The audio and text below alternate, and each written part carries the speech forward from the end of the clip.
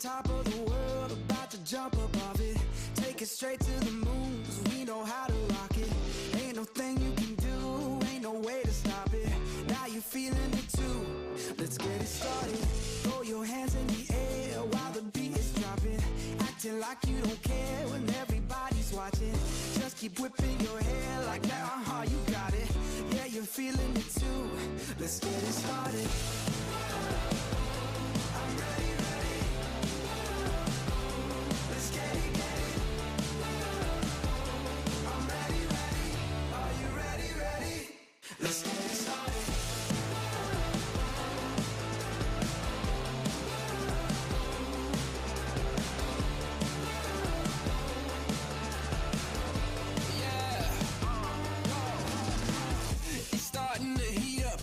Charts off the meter, turn it up, blow the speakers, make them all to believers. Break through the surface, tell them open the curtains, give them all what they wanted. Yeah, now let's get started.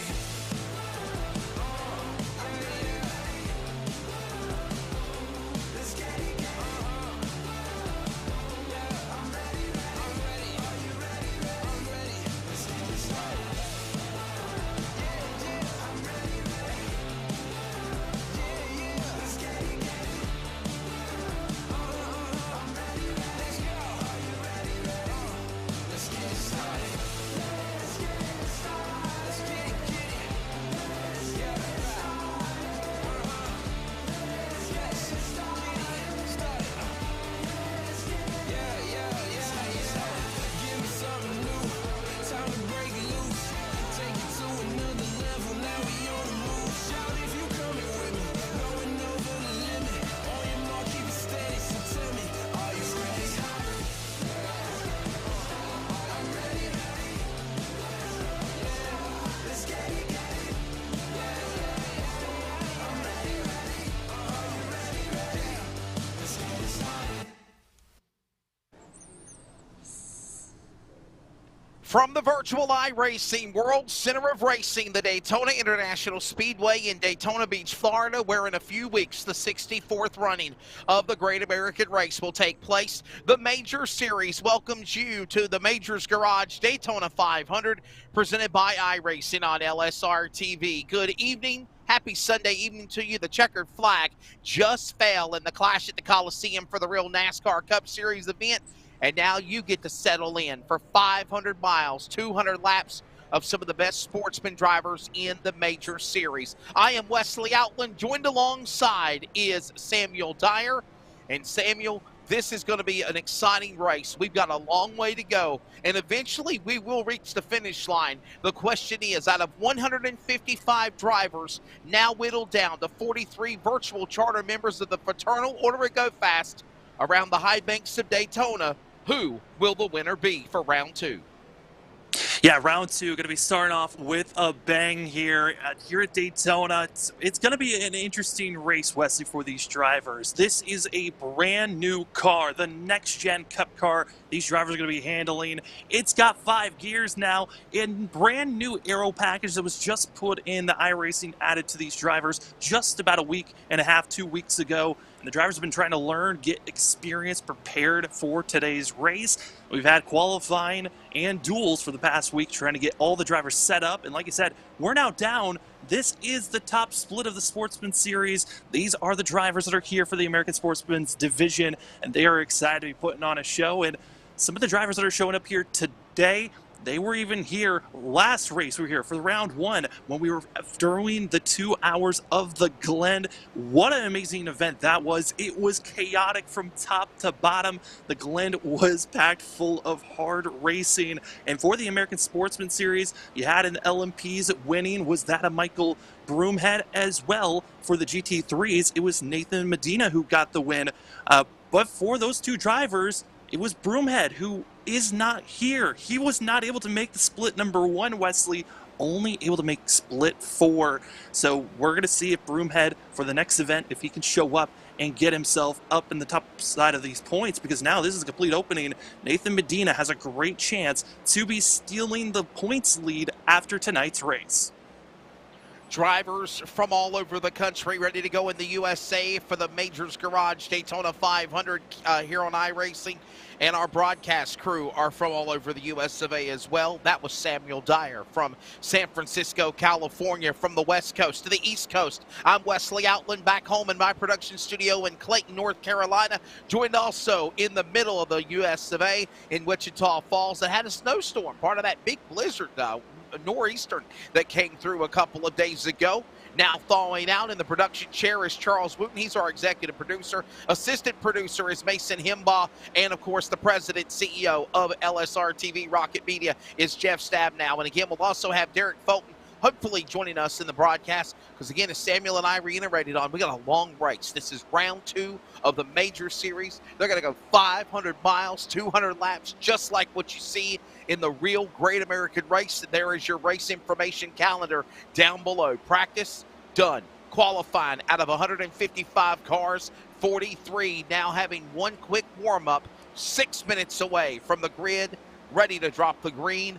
500 miles, 200 laps in the Majors Garage Daytona 500. Let's take a look at your weather conditions on the bottom right of the monitor. Air temp at 68, track temp at 89. Wind speed at the beaches of Daytona, nice at 5 miles an hour as you see Lake Lloyd in the middle of the infield of the super stretch.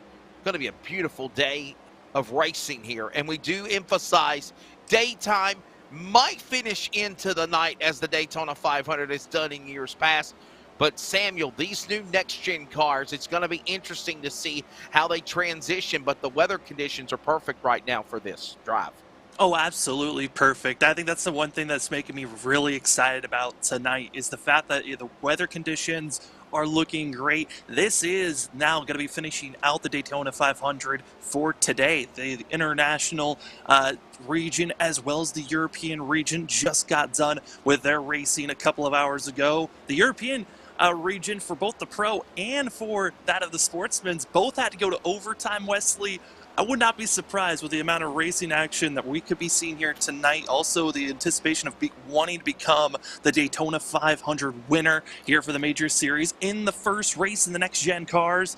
You know everyone's going to put it on the line at the end of the night. Who knows? We might be also another race that goes to overtime. Should be a fun one as well. Let's take a look at the America's Sportsman Division point standings going into this race here tonight. And there you see a tie. And the reason why there is a tie, because Samuel kind of hinted on it when we came on the air in pre-race. There was 2 different race classes that were racing with different drivers at Watkins Glen. And in doing so, Samuel, 2 different winners. That's why the points are tied 2 spots back. Broomhead, Medina tied. Broomhead not here. That's going to hurt him. Gargario as well as Spencer Todd tied. Andrew Koska, Nichols are tied. Then you've got Miskey and Fasnello also tied. Gidio and Gilbert all tied, 2 back. And as you see, that's the way it is all the way through the top 20. Yeah, and of our top 10, there are going to be 4 drivers not in this top split racing here tonight. I already noted on it that a Broomhead not going to be racing here tonight, but also going to be tied for that 8th place position. That's going to be seen. That of Ricardo Fisnello not going to be here. He's also in split 4 with Broomhead. And as well that of the 2 drivers in 9th and 10th, both not going to be here.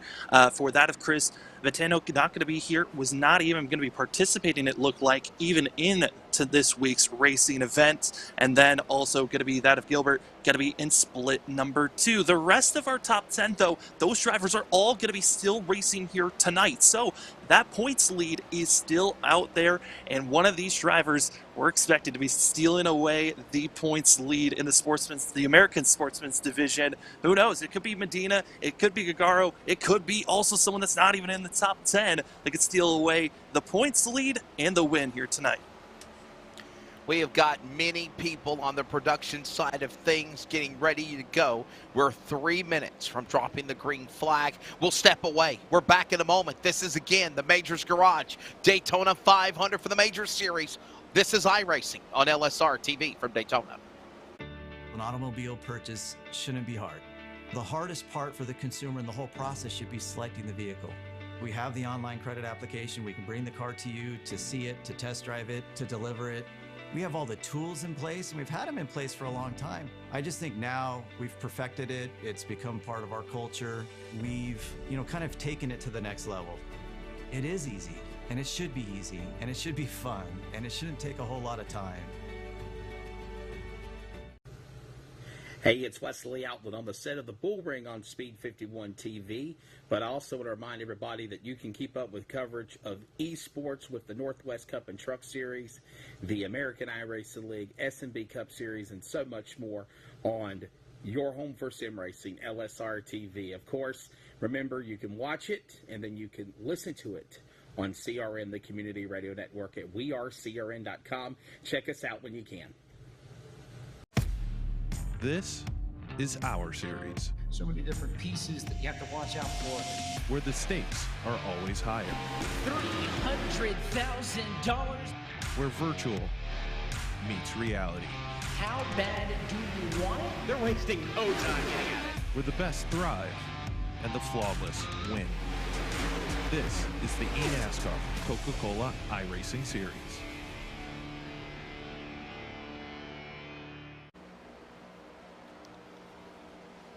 Back here at the World Center of Racing on iRacing on the Major Series, round number 2, as we get ready for the Daytona 500, presented by Majors Garage and LSRTV on your home for sim racing. Samuel Dyer, Wesley Outland. We'll be joined by Derek Fulton here very shortly, hopefully. And also we have other people that are helping on this massive broadcast production behind the scenes, including Jeff Stabdow, Charles Wooten, and of course, Mason Henbaugh. And again, as always, follow us on social media at LSRTV on Twitter.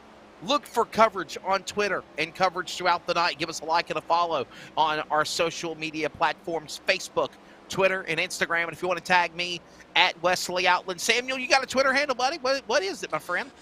Oh, mine is so weird. It's WATTWYER, Wattwire on Twitter. It's my old gamer tag that I went with before. It's an odd one. I gotta change it at some point.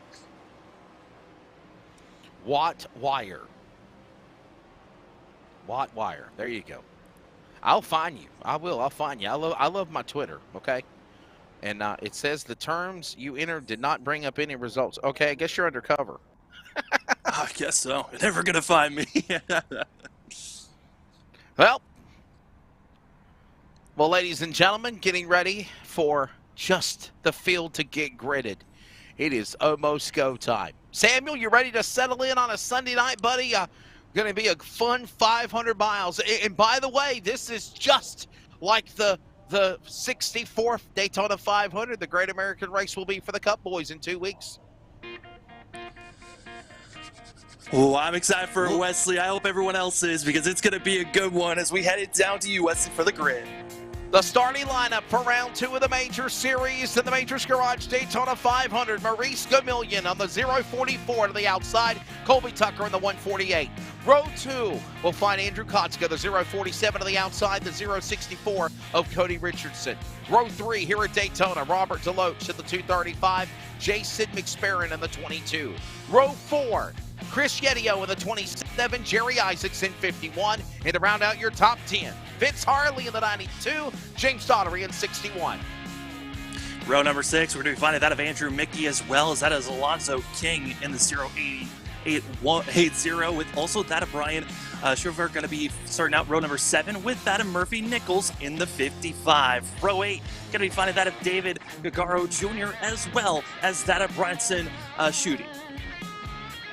Then in row number 9, we find that of Dan Johnston, as well as that of Jason Lundgren. And finishing out your row number 10, top 20, it's going to be that of Nathan Medina, as well as that of Joseph Heyman.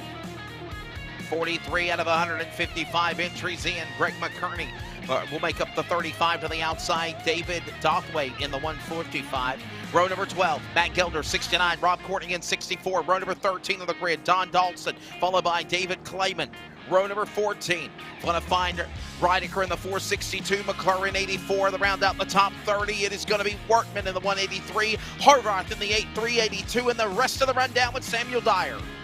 It's going to be then that of Javier, that of Torres, as well as Patrick Kemp, going to be in the 013. Seeing that also of Corey Bell and James Dean for row number 17. Row 18 going to be Dan McClure, as well as that of Stephen Gibbonson. And then finishing out 19, got that of Jeremy Morrison, Ari Ludwig, as well as in row number 20. Going to be finding that of Fort Kim and that of Robert Gamble. And finishing out the last couple of rows, going to be Stephen Paulison, as well as Spencer Todd. And our last driver going to be that of Chris Sherburne.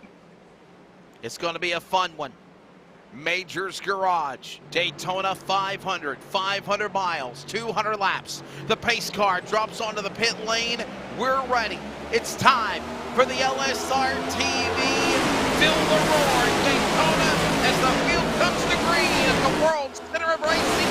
Ladies and gentlemen, you have a virtual race.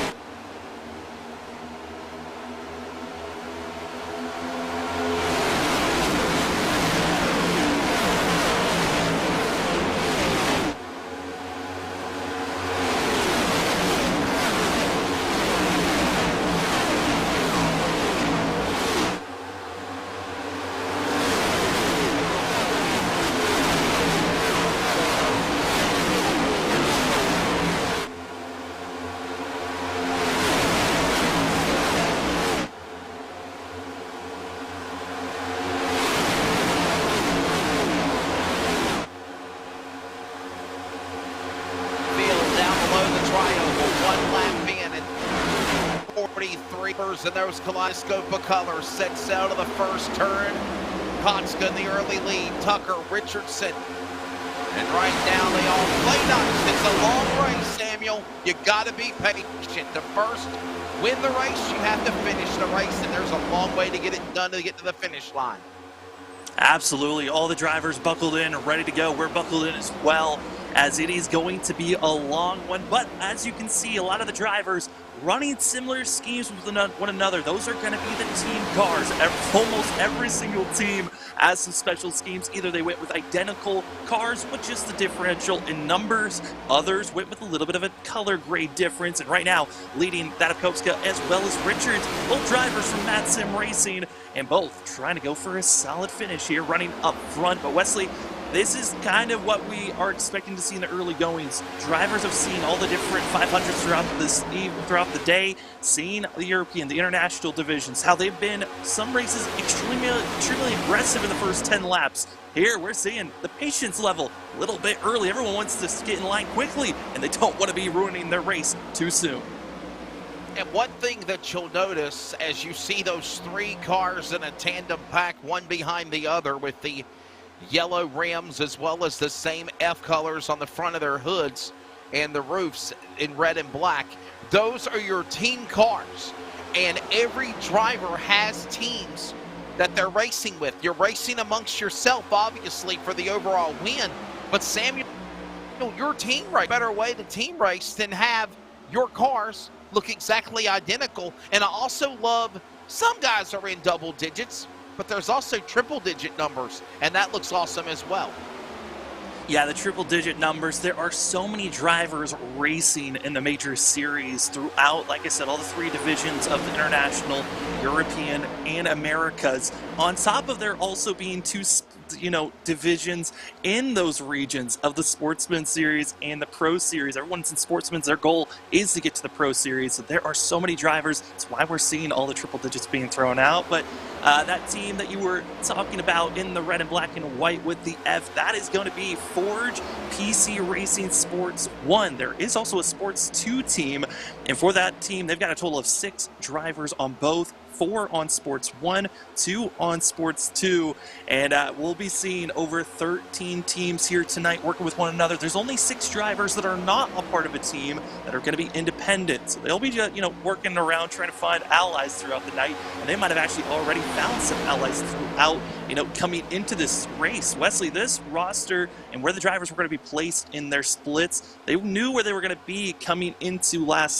yesterday, so they had some time to divvy up some allies before coming into the night. But obviously all the teams, their goal is to work together, move forward together, so that they don't have to worry about any other drivers splitting them up or making any chaotic moves in the early going. one fast repair. These drivers were given 8 sets of tires, the 4 that they got at the drop of the green, 7 in the pit lane. When they make their pit stops, fuel window has been roughly between 35 to 40 laps down below the yellow line. That's allowed. Who will make that brave attempt to go after things as they work their way again? And remember, if you see these cars that look like team colors, they are teammates. But again, amongst it all, you want to be the first driver to cross that stripe. Here comes the field, working off turn 4, down through the tri-oval. Still in the opening 5 laps of this event. Kotska, Tucker, Richardson, Gomillion, Deloach, top 5. Everyone being patient, no one getting out of line. As you see now, the top 10, all single file. Then you get back to Hartley, McSperrin, King, and Shriver before you start going 2 by 2, like Noah leading the animals to the arc, as my colleague and friend Dustin Jarrett says down the back straightaway. Yeah, and you know, McSperrin, I want to talk about that 22 machine because the drivers coming into this week, to be eligible to even race in any of the splits, you had to put in at least 50 laps of practice. In the Sportsman series, there was one driver high above everyone else to put the most amount of practice laps in coming into this race, and it was the 22 of that Jason McSperrin. Put in 1,320 laps of practice, Wesley, into today's event.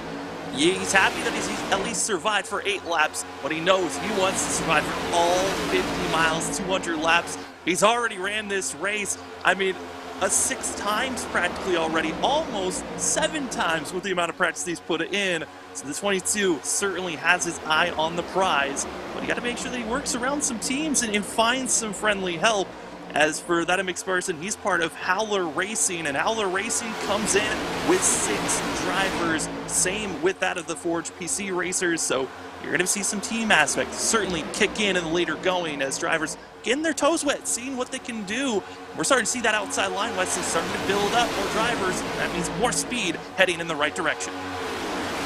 And you know, Samuel, I've always said on several occasions as we watch them roar back up on the high banks in the 1 and 2 with Kotska still out in front, you see a storm brewing off of that corner. We've been watching McSparren and Gelder and Shriver go at it there in that patch. That's the Snakes patch, if you will.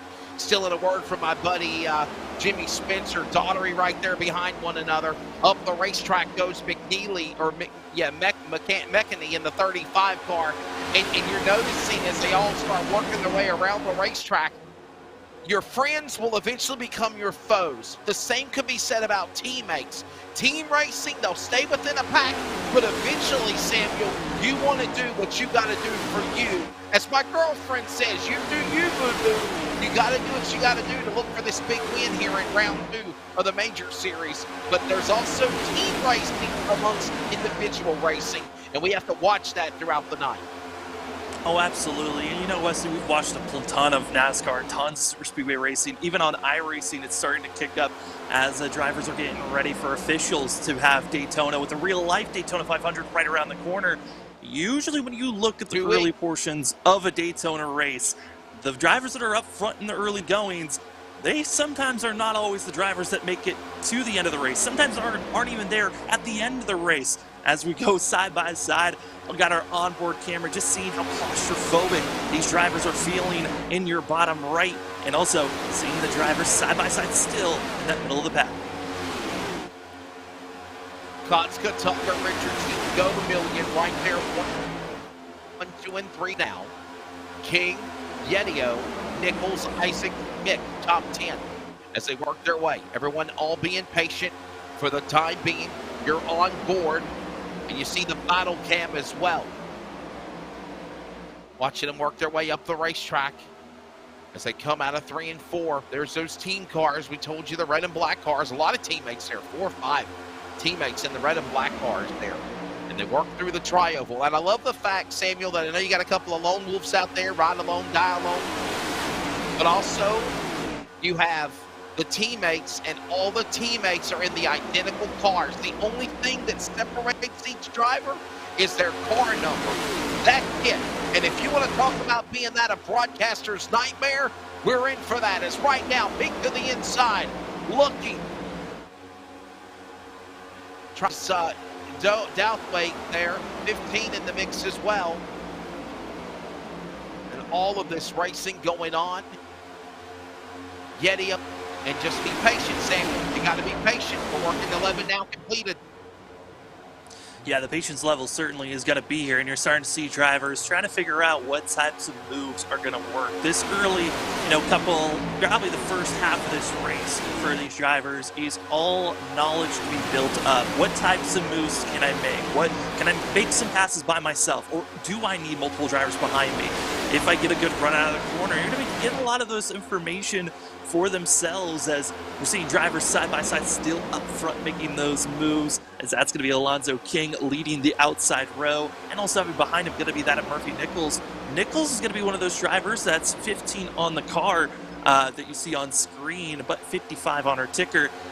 For that of Murphy Nichols, a driver that is trying to come from a rebound last week. One of the drivers that had a chance to win in the LMP2s at the 2 Hours of the Glen. Came away with a third place finish, but was in the grasp of potentially winning even in the final 30 minutes of that race. Had some pit strategies that didn't work out. The 55 also got caught up with some GT3s that were slowing him down. So right now, this is the best opportunity for the 15 on track, like we said, on car, 55 on our ticker of Murphy Nichols, trying to get some redemption for himself here tonight. And I'll tell you something else is working now, closing in on 15 completed here. Still a long way to go in the Daytona 500 race here for the Masters Series, presented by Masters Garage and LSRTV. You know, it was 2 hours at Watkins Glen about 4 weeks ago. This race is 500 miles, 200 laps, the same distance of endurance. Putting that pressure on, you're going to see probably about 4.5 hours of racing going on here in this race. And you got to be there at the end. You cannot, with only one fast repair on a super speedway, you cannot fault an error, especially in the early going. Samuel, the best thing to do is just ride and drive right now, and that's what these guys are doing down the back straightaway, down the super stretch to turn 3, as here comes now Deloach under attack by Mickey, Yedio, McKinney, Isaacs, all reeling in the Deloach entry as he gets by Nichols for the top 5, back out of turn 4. King will go to that spot. They're starting to get a little racy there, coming through the trioval, but Kochka out in front. Yeah, that outside line starting to find a little bit more speed, recognizing, hey, if we got 5 cars in line, we really could start making some momentum forward. And, we're going to be hearing it throughout the night a lot, us saying the draft, side drafting, also fanning out when drivers are coming into pit road. We're going to be saying that a lot here tonight. Right now, drafting, when drivers are in line, it's building up more speed. The more cars are in line, the more the wind can come over the cars, and you're not getting as much drag, which is building up speed. But there also is the added fact of side drafting. The closer you get to another car, get to their quarter panel, that wind flares up, and it can cause the driver that is on the outside to slow down. As we're right on board with the 235, that of Robert Deloach, and from racing on the team of this is the Forge PC Racers Sport 1 team, just riding along and having fun up front. And right now, for a lot of these drivers up front, Wesley, I would imagine, yes, the drivers on the outside, they're trying to test if they can make some passes, but everyone on the inside, it's kind of cruise control. You're just waiting this thing out. You got a long time to go as we're getting close to halfway through this and halfway of this first stint before pit stops here in just about 17 to 18 laps. 16 in. You're on board with Deloach on looking the back deck of the 044 of Go Million. Working through the triangle. This is on top of the roof cam. What a view that is. Nice, smooth sailing as one of the planes come in for landing as they set sail to turn 1. And if you did not know, the Daytona International Airport is adjacent on the back straightaway to the Daytona International Speedway. Someone jumping out of line. Getting a little impatient, dealing there. Deloach and King going after Yedio and Nichols. And while that goes on, Deloach now settles in behind Go Million, his teammates. Someone's up on the outside lane. The Sim TV entry hung out to dry. The Toyota Camry of King, Nichols. Well, I'll tell you what, Samuel, closing in on 20. They're starting to get 2x2 a little bit through the stripe. Yeah, this is the type of racing these drivers have not had on iRacing for quite a while. In the past 2 weeks, there was an update that came out modifying the aero package for the next gen and also some of the other vehicles that are here on iRacing. Is getting loose there off of the corner was that of the 15. That was Nichols who holds on. But the iRacing update allowed the outside lane to actually be viable. The side drafting was dimmed down, not as powerful as it once was. Still going to be able to slow down some drivers. If you're side-by-side, it will allow you to make some passes. But it's allowed these machines and the drivers to have a little bit more of a drivability to make passes on the outside. And that's why we're seeing 5, 6 drivers think about going to the outside, when previously, just 2-3 weeks ago, if we were doing super speedway racing right now, Wesley, all these drivers would be in line and only be able to really make passes when we were going into pit road. SSI clear off. Closing in on 20 in. So far, so good. The World Center of Racing, round 2, the Major Series, and this is the Daytona 500, presented by Majors Garage and LSRTV. I'm Wesley Outlet, Samuel Dyer, Mason Himbaugh, Jeff Stabdown, Charles Wooten on the production. And a big one, Alonzo King, back deck lit to the rear of outlooking Nichols and Deloach as he works through that pack of air and traffic through the tri-oval. 20 laps in, let's give you your full field rundown as it stands right now. Samuel and I will do that. Kotska leads, Tucker is second, Richardson third, Go Million is fourth, King in the top 5, Deloach is 6th, Nichols 7th, Yedio 8th, Mickey 9th, Isaacs will now climb to the top 10. And then in 11th place, you find that McNeely, who's also with Earl, and other drivers side by side with 92. Bailey, Scrubby, Dartery as well is going to be seeing Gardner in the 69 and 16th, and as well seeing that of Homan, DeWaite, Lowridge, as well as Johnson finishing out your top 20.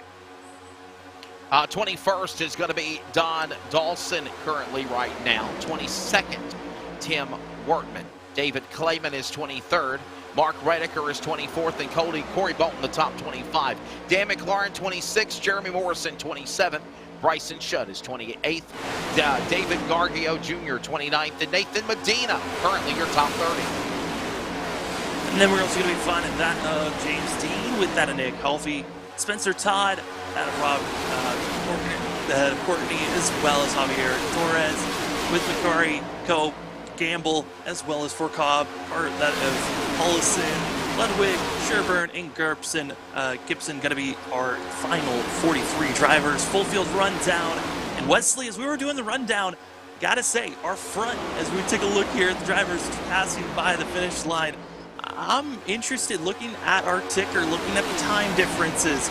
You've got our real top 25 drivers all in line in this lead pack, and then you have to fall over 24 seconds to 34 seconds back from our leaders. That's when you see the second pack that is grown, and you can say that second pack is more of a safety net. They do not want to be up front, going full song, trying to make sure that they're up front.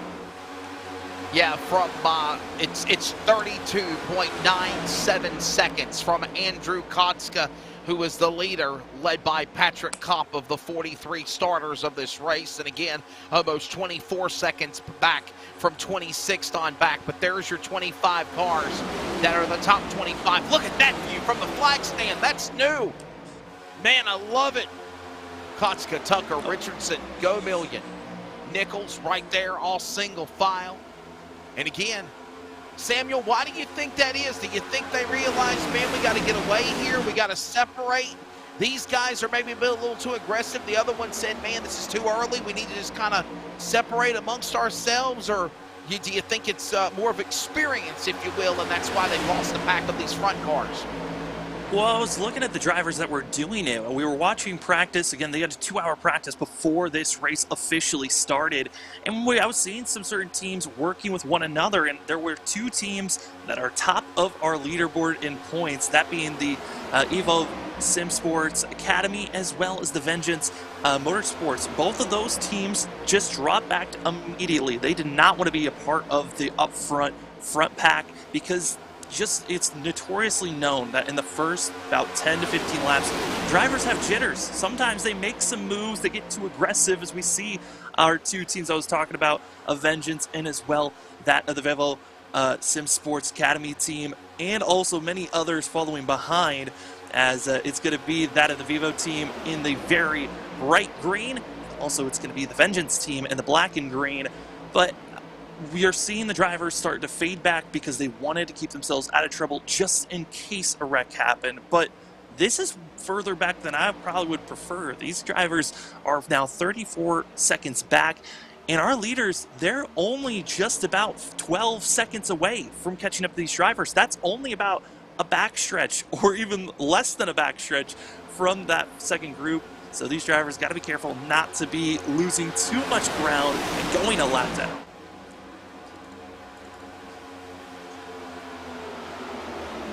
Been a while since Samuel Dyer and I have also worked a broadcast. We did the Northwest Cup and Truck Series last season. And Samuel, it's good to be back in the booth with you again, as well as here comes the field working off turn 4.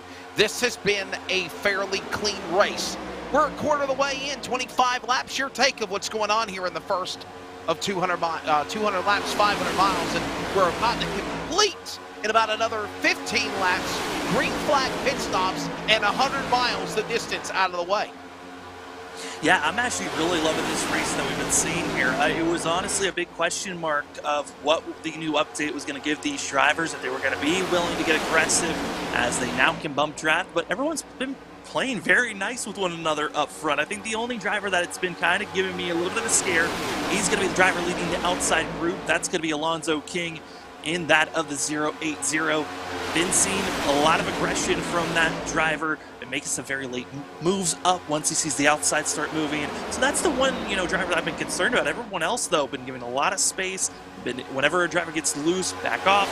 I've been loving that from this lead pack, but you can kind of sense some other drivers are not feeling that comfortable, as this is now officially our second pack. This is from 17th. This is the start of 18th back to that of 24th that this group is that we're seeing on screen.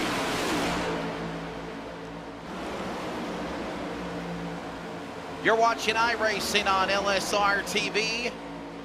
We're closing in on 27 of 200 laps. You better get settled in for this one. No excuse not to watch it all the way through. The clash at the Coliseum, the checkered flag fell right about 5 minutes before going live with round 2 of the Majors series, and this is the Daytona 500 presented by Majors Garage and LSRTV. Samuel Dyer, Wesley Outlet here with you, closing in on 30 laps next time by. Samuel, do you pit early, or do you predict between 35 to 40 green flag pit stops will take place? Are you surprised no caution in the opening go of this race too? I think that's what I'm more surprised about, the fact that there hasn't been a caution. I saw during the Pro Series for the Elite, Pro Series for that of the European race earlier today, and those drivers had a total of 3 cautions in just the first, seeing that of the first, seeing a caution the first 40 laps, excuse me, as I gotta say, it's surprising we didn't see a caution here already, but I think green flag pit stops, that's where we could see some calamity hit. Again, this is a 43-car field, meaning that the drivers could be having a major wreck up front if they're not careful when they're all fanning out coming into pit road.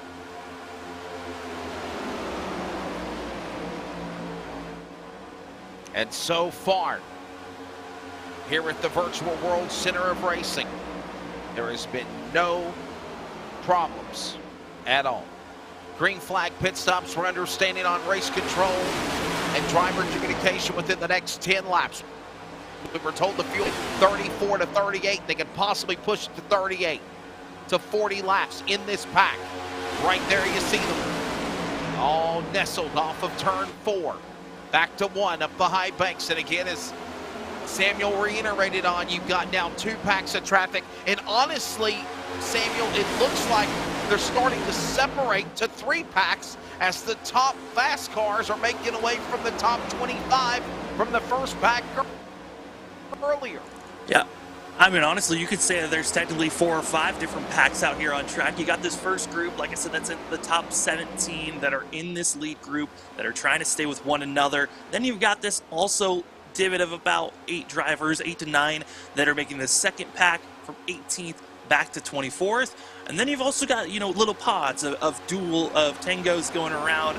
But back to 26th and 27th is where you find that major third group that is all the way back 34 seconds back. They haven't lost any more ground, Wesley. I think that's the big thing for the drivers that are all the way back in 27th place. But I'm keeping my eye out. Lap traffic could be something to worry about, as we do have a pack of 3 that our leaders are soon to catch up here in just about another 3 to 4 laps. Kotska still the man out in front. That 0:47 entry. And again, a lot of racing going on as all these drivers working their way around the speedway. And so far at the drop of the green, Kotska has been the man that just taking everybody to school. And obviously, Samuel, we are in the early going. We know that there is a lot of racing left to go. And for the most part, everyone just kind of being patient. There's nobody being aggressive, if you will, coming after Kotska or Tucker or Richardson, for that matter. It's 2 by 2 behind at least 6 on back, but then it fans back out to single file. And as you said, and this is the only thing I worry, green flag pit stops separate the pack. Are the teammates going to come down to the pit lane? Obviously, the next group of cars need to stay within a pack of one another, because if they don't, this spreads everybody around the racetrack. Yeah, and pit stops are known for almost every group that comes in. There's always that 1 to 2, even sometimes a whole pack can just split up in half because of pit failures that can happen. Coming in too slow or exiting too slow are 2 factors to watch out for. Also, if you come in too fast or have an unsafe pit entry, that could give you anywhere from a 20 to 40-second hold on pit road. Those are penalties that can add up and cost you time, that can put you a lap down and really give away your chances of winning here tonight. So every driver's got to be really focused on themselves coming into pit road, but it's when you have these larger groups, like our lead pack right now. 17 drivers are in this group, and all of them could come into pit road at one moment. But Wesley, I'm expecting these teammates really to think about it.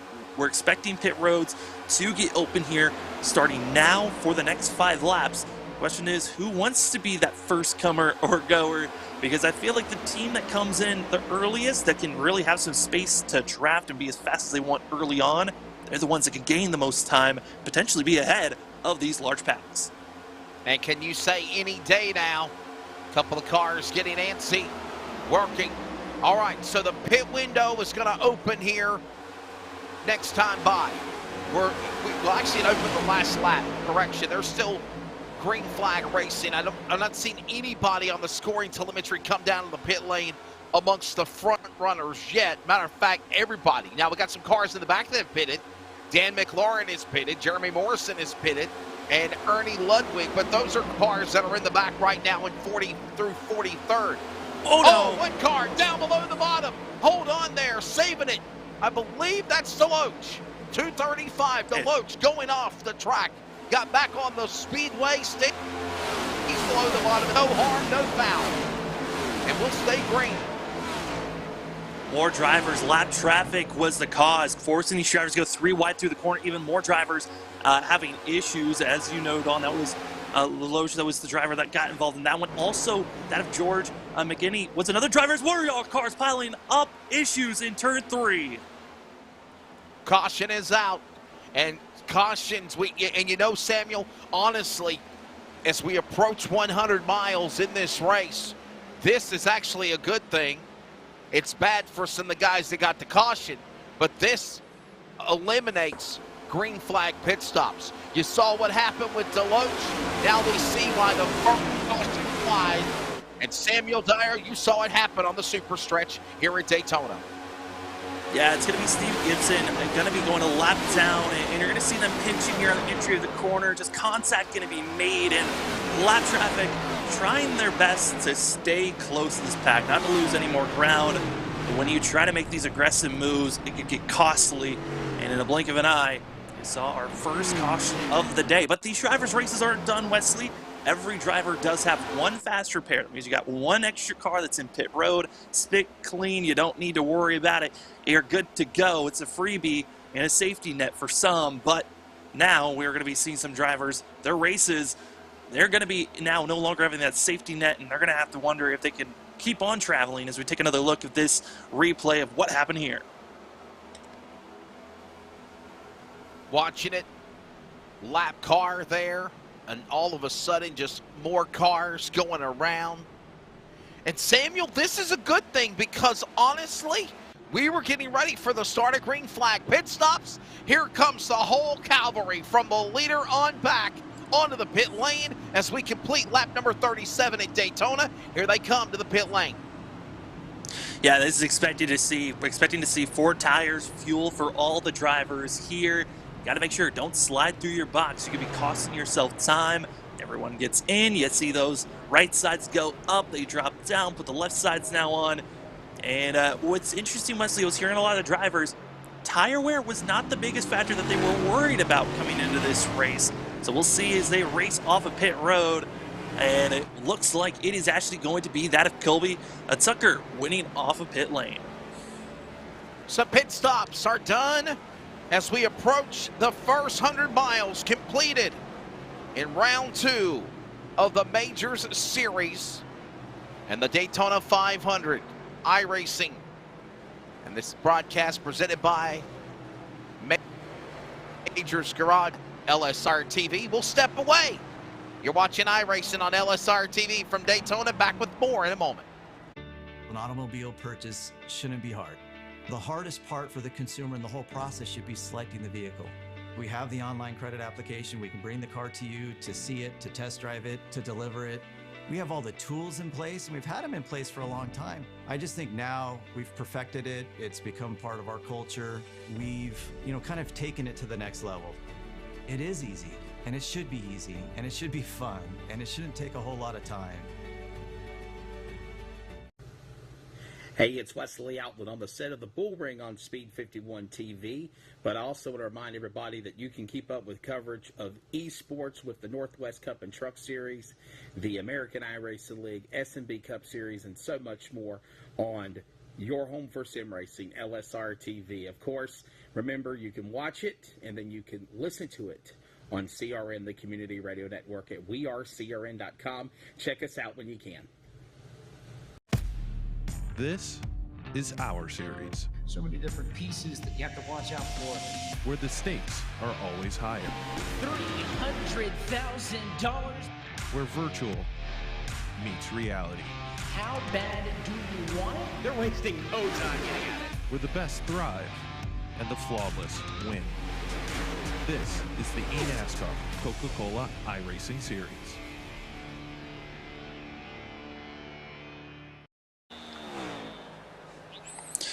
And we are back, ladies and gentlemen, to the Major Series, round number 2 for the Daytona 500 for that of the Majors Garage. As you got to see a very close picture there of a sign that was being shown, as we now get to see the drivers. 43 drivers showed up here tonight, excited to race. This is the American Sportsman's division, and for these drivers, this is the split number 1, the top split. This is where all the drivers wanted to get those top points, and up front it's going to be that of Colby Tucker getting the win out of pit road. They'll be here for our restart. Up front it's going to be also that of Koscheck, who's been leading most of this race in the 047, as well as Cody Richards, Maurice Gilmillion, and that of Chris Yaudio is going to be in 5th position with the 27. Again, we got 43 drivers that are here. 2 are a lap down. We'll see if they can get back on the lead lap as the pace car pulls off. It's time to get green flag racing once again. Lap number 40 out of 200, as it's going to be up front. Colby Tucker leading the way, and Colby Tucker's in an interesting spot for himself. I noted on at the top of the broadcast, there are 13 teams. There are only 6 individuals that are racing for themselves. Colby Tucker's one of those drivers that's racing for himself. Drivers got one stint to see what it's like to be racing basically single file for most of the race. A couple of drivers tried double file for themselves. but up front, it is all the 148. As you're seeing that outside line starting to progress a little bit more, and also a lot of drivers on the yellow line dropping back. That's going to be coming into tonight our team points leader after race number 1, the Evolve Sim Sports Academy that is leading the way. They want to go straight to the back, but up front, drivers are still feeling that aggression and wanting to stay where they're at. As you know, a couple of teams when we noted on talked about that of Mad Sim Racing. They actually finished up their racing, their team points earlier, but it's still that of Kostka as well as Richards that's going to be running the Mad Sim team, Mad Sim Racing team colors here. You see a driver running low out of the way. Now for drivers that get any type of damage, they've got to be also keeping to speed. Here for the Daytona 500, there is a race minimum pace. If you are damaged at any point and you are running slower than a 53-second lap time, you are forced to come into pit road to get that damage repaired. So we'll see if those drivers can get back up to speed and be running the right times. As right on board, get a sense of what it's like for the drivers that are right now in the middle of this pack. And we're seeing, you know, all the drivers feeling comfortable where they're at the moment, you know, finding their groove, where they want to sit and ride. As for on board with that of the 70 machine, Brian Escover, as you see in the 70, getting a sense of what it's like just to stay in line. Your goal, follow the driver in front of you. But as we're also seeing on our battle cam, that second pack has already grown and has become a monster. It's the outside line trying to get in line. We'll see if the drivers, the closer they are together, the faster that they can be. And see the 70 on your bottom right, riding on board with him. And also we're going to be having a lap car on the outside. They're going to be 3 wide. Last time we had lap traffic 3 wide. A yellow flew.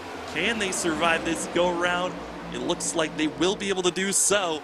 But that was certainly a nerve-wracking spot, especially at the tri-oval, one of the lighter spots of this racetrack. And drivers certainly do not want to be putting themselves in a position that could be ruining their day.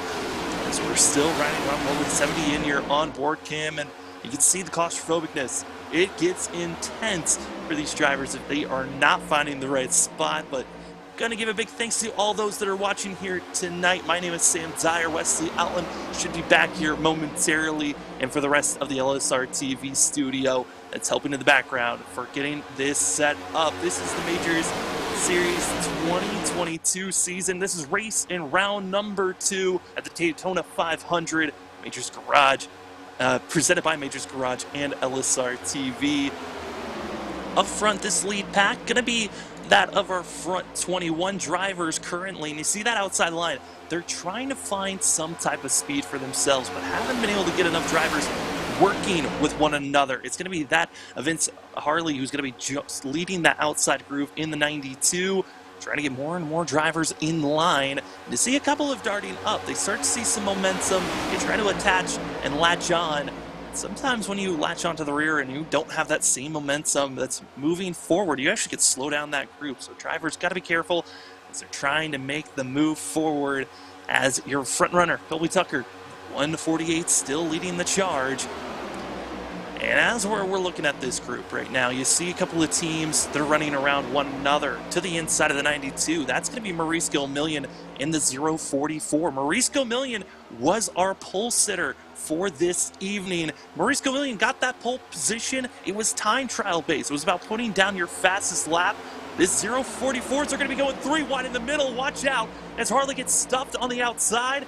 It's going to be watching these drivers hold on, because when you're on the outside, you get 0 draft help. You are going to be going from running with the pack, maybe being a mile or 2 off of the speed, to being just immediately 3-4 miles per hour slower. The 92 drops back quickly. Got to watch out. And it's going to be watching some of the drivers just darting back and forth, willing to make any move they feel like is necessary. As it's going to be on the outside. Watch out.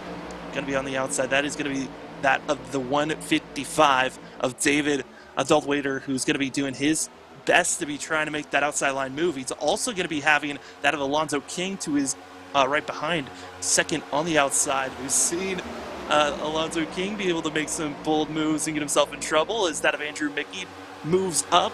Outer groove, starting to get more drivers in line. We'll see if they can start moving forward. But I want to go back to Maurice Gilmillion. his pole time was the 3rd fastest of all drivers through all the different regions. A little bit of a bobble out of turn 4, but the drivers hold on. They're trying to get themselves situated, but gotta give big credits to 044 Maurice Million getting the pole position, being the fastest driver. We'll see if he can try and merge with his team of Forge PC Racing Sports 1. How fast can he try to push this group in front of him? As also leading with is going to be that of Jerry Isaacs in the 51. Both teams from, that's actually going to be the 27, who's also with that of Maurice Million. And see that outside line getting more and more working with one another. Alonzo King, just in these first 47 laps, soon to be starting up lap 48, you can tell that Alonzo King wants to make some big moves. And if that car is still alive at the end, probably going to be a driver that is going to be making a lot of head shake on what type of moves he can make, as well as behind him going to be his teammate of that David Clayman, who are trying their best as we ride on board with this of Alonzo King. You get a sense of what that outside line is going to be, getting these major runs. The outer group, they can get straight a lot sooner. They've also got the help of gravity coming off the banking that's just giving them these major runs. You also saw their side drafting as the 08, that of the 080 goes down, gets to the corner panel, slows down that driver on the inside, and then moves up, trying not to get side drafted themselves. As here comes that run again, and you just listen to the engine. These drivers full throttle practically the whole entire time around this course. Some of the drivers that are 3rd, 4th, or more behind, they could go anywhere from 3/4 throttle to blipping it just a little bit, making sure they're not running over the drivers in front of them. But if you're this first, second car in line, you are full throttle, full send. As you see bump drafting, an aspect we thought we would not see for a while here on iRacing, but Alonzo King giving a great job getting that 155 moving, and now going to be side by side for that 4th place position.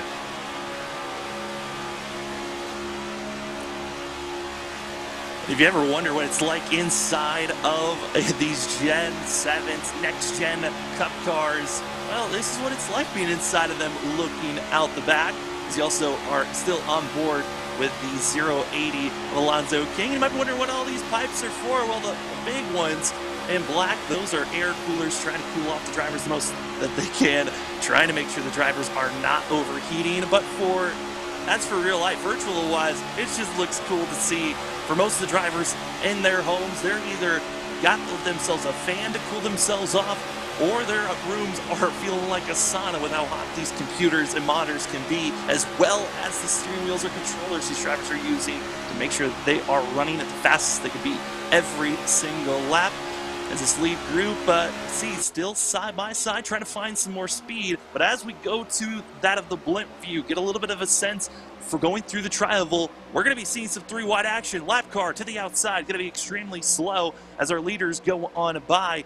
It's on the entry of the corners where the drivers have to be careful. We saw that bobble there from the 108. Going to be trying to make sure they do not make that type of bobble again, because the looseness has been the most surprising thing from my point of view. These drivers certainly are finding themselves that loose sensation from bump drafting, as you saw there, as King was giving that to Dorthwaite, as well as on the entry and exit of the corners. These drivers have seen throughout most of today the exit of the corner. These setups the drivers are using, they can get very loose the less and less fuel that's in these cars. So the longer a run goes on, later on around lap 80, when we are expecting these drivers coming to pit stops again, we could be seeing these drivers potentially get loose and could bring out another yellow if they're not careful with the bump drafting or just turning the wheel too much. As contact's going to be made, the 3rd car in line, watch out, they hold on, thought there was going to be a wreck for a moment. But oh boy, this front pack almost saw what we like to deem the big one. It is when all the drivers in a pack find themselves spun out and wrecked out. Luckily, it is going to be all right for now, but we're going to be seeing the aggression building because of the shuffle. The inside line gets broken up. We're now side by side for the lead. It's going to be Tucker finally feeling some pressure from the 155. Here comes that of Delthwaiter, who's going to be coming on the outside. A big shove from that of Alonzo King. King, part of that Dar Tempest Motorsports team, and you can see one of the biggest shoves trying to give the 155 the lead, not able to do so. And everyone on the outside's got to be careful not to be overbearing. They're trying to give space. They're also trying to help with push and shoving. But if you have someone to bump at either quarter panel, the right or the left bumper, just at the wrong time, you could find yourself snapping one of these drivers loose and going around. As we ride on board, get a sense of what it's like, the steering wheel, the pedals, all the drivers focusing in, trying not to make any mistakes as we're riding on board with that of the 047. Andrew Kosick, who Kosick was leading this race, found himself dominating in these first 35 laps, but after a pit stop error that forced him back, has now found himself third in line on the inside, and that outside lane gets moving and grooving, and starting to see the transition of drivers on the outside because there's a pass for the lead. New leader, it's the 155. That of David Abdelweider as well as Alonzo King making the shove. But the inside lane, they're now starting to find a little bit of momentum building forward. Side-by-side battle's not over, but they found the space. They're getting clear. Dropping down are your two drivers. There goes Alonzo King as well as Clayman. They're ditching the 115, and they're going to be taking the lead for themselves. Here on lap 54, coming to 55, Alonzo King, Mr. Aggressive, finally able to get himself up front with his teammate of that of David Clayman, and now we'll see who wants to lead that outer groove. That's going to be that of Andrew Mickey in the 186. Mickey, another one of those drivers that performed really well, and extremely well, I should say, at our 2 hours of the Glen. Finished fourth in the LMP2s, and also finding himself now going to be here in Split 1. That is two excellent races that we're seeing for the 186, but it's still early on. We're just past the first quarter of the race. Still 3 quarters to go. This is the Daytona 500, 500 miles, 200 laps here at this beast of a 2.5-mile course. And all these drivers all have qualified, put in just dual attempts, race after race, trying to build up the points that they can to make sure they were in the highest split possible. And these are the best of the best in the America's Sportsman Series. And they certainly have been putting on a show. Only one caution throughout today so far. We'll see if we need any more, as that outer lane no longer finding the momentum. It seems like everyone's recognizing maybe we'll just back off, slow down, get in line, take a breather, and then we'll get ourselves back out there on track. And also, major sponsor here for the Majors Series, it's the Majors Garage. Over 60+ iRacing car setups available.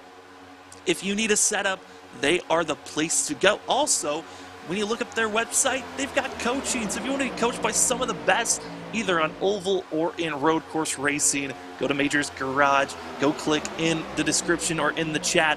It is the best place to go if you're looking for setups. And I would imagine most of these drivers are using Major Garage setups to make sure that they are the fastest ones out front. So we got Alonzo King, that of David Clayman, and the drivers in the back, spinning out, wrecking and spilling. It's going to be that of Tim, that of Wortman Jr., who's going to be spun around, but because there is no oncoming traffic, the yellow will not be thrown. We stay green, but the 183 is slow down below. We'll see if he's going to get off track or stays on that yellow line, because this is troublesome. They're already 3 wide. Don't force them 4 wide, and they're going to be snaking by the 183 as he goes on the apron. Watch out as they squeeze onto one another through the corner. That second pack, whew, that was a heart attack moment. And they're lucky that no one else was involved. As we move back up front, it is still all that of David Clayman as well as Alonzo King leading the charge in this lead group. And drivers are certainly starting to get a little bit touchy as drivers are all over the radio discussing what just happened and transpired. Some frustration certainly is in the ear, hearing from that of Timmy Wortman, who did not want to see him stay spun around, and no yellow, just really snowballing the issues that he had going into pit road. Going to get service done, most likely going to have to use the fast repair, but also really did not want to use a fast repair this early on as we're on lap 59 of 200. It's going to be that of Dark Tempest Motorsports, that of Alonzo King and David Clayman, going to be our front two But you can see that outer groove, that outer line, it's starting to pick up. Got more drivers picking up and finding some speed. It's going to be that of Andrew Mickey, as well as seeing that of Murphy Nichols. Two drivers that were competing against one another in the LMP2s just a few weeks ago at the 2 hours of the Glen, now having to assist one another to be moving forward. And also behind them, you're going to be seeing that of the 047, that of Maurice Gilmillion, and also the 27 of Chris Yadios, who's going to be working with one another. Those are your four drivers on the outside, trying to find a little bit more momentum. They need just a few more cars to possibly move up to really get that outer lane moving. And I was watching throughout this week, and this update just came in for these drivers on how they were going to react, on what they were going to be, the different styles that could be thrown around. In the older draft package, these drivers would have stayed in line for basically 90% of the race. They would have just stayed single file. Only times they would have made passes was under pit road, or if they were accidentally giving someone a bump coming to the white flag. Otherwise, they would stay single file. This new aero package has allowed these drivers to stay side by side, keep this racing action. As you're seeing a little bit of shuffling from that of the 15, that's going to be Murphy Nichols, who's trying to get himself out of some sorts. But you also see on the inside, that is going to be the Mad Sim Racing team. The 92 and also 047 are working with one another.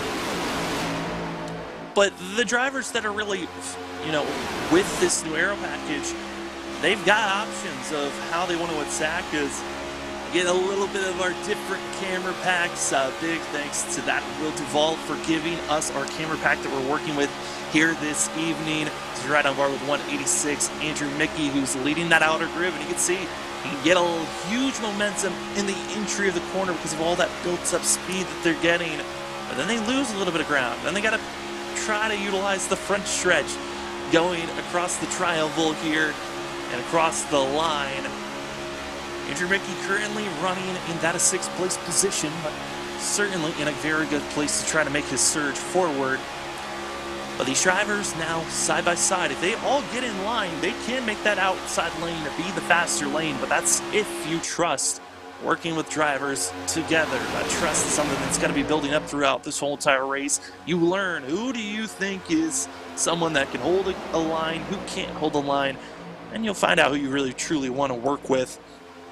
And still up front, Alonzo King, Clayman, this lead pack still running well and side by side. But there was that second pack that we saw from that incident early on where we saw that Tim Wortman Jr. being spun around. The second pack had to drive by. That is going to be about a 1.5 seconds away from our leaders, where we're going to be finding these drivers back in, about 9.5 seconds back in 17th positions, where you find this a second pot of drivers, and then it's a whole entire 17 seconds back is where a second pack. Starting to see again that diversity of drivers that feel comfortable being up front, that want to stay up front all race long, constantly battling, and then the other mindset of patience. Let's wait until the end. They've got a feeling that we're going to have some late cautions, and they want to make sure they've got one, their safety net of a fast repair still left on their car, and two, they still got a car left to even race. As you see that outer groove trying to build up their speed again through the tri-oval. We're on lap 164 here tonight. Again, thank you for joining us on LSRTV for the Majors Series 2022 season. This is round 2, the Daytona 500, presented by Majors Garage and LSRTV. Currently, we've had plenty of lead changes. I believe we've had a total of 4 or 5. Only one caution so far this evening. That was back on lap 35 for the drivers, right when green flag pit stops were about to strike. And for the drivers here, we're about 10 laps away from expecting drivers to potentially start green flag pit stops. My name is Sam Dyer, and now joining back after a tad bit of break and helping with a different situation. You're back, Wesley. We're excited for racing. We've stayed green. There's been one incident where we saw a driver get into the wall and had to go into pit road. That was Tim Wortman Jr. in the 183, but we stayed green even with that spin. But up front, it is that of Alonzo King and that of David Clayman from that of Dark Tempest Motorsports that's leading the race currently. You ever seen that TV show, Yellowstone? Well, my parents are a fan of 1883. and they were they're not technical savvy, so I had to step away to help them out. That's the reason why. We got it though. 65 of 200 laps. Samuel, as you said, that one caution since then, fairly clean. We've had pit stops under the caution 20 laps ago. We've had the man out in front. Kotska falls back to 5th as King now to the lead. Clayman 2nd. Got Wade in 3rd. Down to Wade, Tucker, Richardson, all those guys. And honestly, hey, we're about to approach 100 miles. This is 250 miles, 100 laps is what I mean to say. We're coming up on halfway. Yeah, we're getting very close to halfway, and it's crazy to think we've only had one caution, which was with lap traffic kind of trying to find their place on the outside, and with everyone being side by side, forced 3-wide racing action, which when you think of Daytona, yes, these drivers can go 3-wide, but it's more preferred to stay 2-wide racing action like we're seeing here. But that's what brought out our first yellow of the day. And speaking of our first yellow of the day, there's some drivers were involved in that wreck. Going to be that of the 421, Dan Johnston. Looks like he will be our first official DNF so far. We'll see if he's going to be getting back in the race. Disconnected, so has an opportunity to get back in, but certainly going to be multiple laps down by the time the 421 gets back out on track. Field works their way to turn 3. Aerial coverage, as always, presented by Live Sim Racing. Your home for sim racing, livesimracing.com. This is round number 2 of the Majors Series. And again, the Daytona 500, presented by Majors Garage Setup Shop and LSRTV. Field settles back to turn 1 and 2. King, Clayman, some new front runners in those pit stops changed everything from that, Samuel. Yeah, absolutely. And, you know, for Alonzo King, he certainly has been Mr. Aggressive here in these just first 60, coming to 70 laps. I'm not surprised by the 0-80 to be making these types of moves, but I was kind of surprised. Yeah, I mean, Colby Tucker did have the lead, currently in 4th. Still running there is that of the 148. But then behind Tucker is the driver that was leading the majority of the first 30 laps of this race, where you find that of Andrew Kotska, who's going to be, finding himself with his teammate, that of Cody Richards in the 064. So they're not in too bad of a situation. And they're soon to also be having their teammate, that of Vince Harley, who's also just about a position away. He's got that of Jerry Isaac that is in between, soon to be having 3 of the Mad Sim Racing teammates together, which then they could pop up potentially and then try to make a pass. But Wesley, we are finding ourselves here just about 3 laps away from pit stops starting up, and also about 8 laps from when they are forced to come to pit road. Field right there, snakes their way through the tri-oval, all single file, close to below the yellow line. 69 laps coming up here, pit stops in about another 10 laps or so. And one caution flag. We saw it break loose earlier there.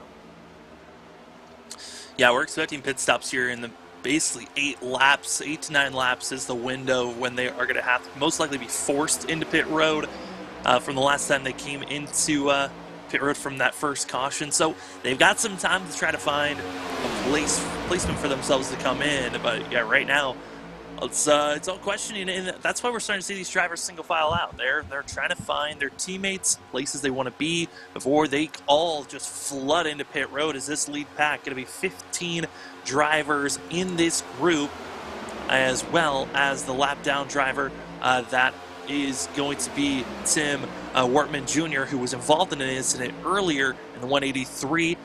Did not come into pit road, got back up to speed, latched on to the tail end of this field, so we'll see how well lap down drivers can stay with. But that is going to be a factor also throughout the night, Wesley. If we see a lot more yellows coming out, and I think we're all expecting it, the big one to strike, that is going to change the factor of lap down traffic potentially influencing our leaders. As we take a look on the inside of the cab, looking out the back, And you just see the line of drivers just waiting and prowling, Wesley. 6 laps to go before we think about pit stops opening up.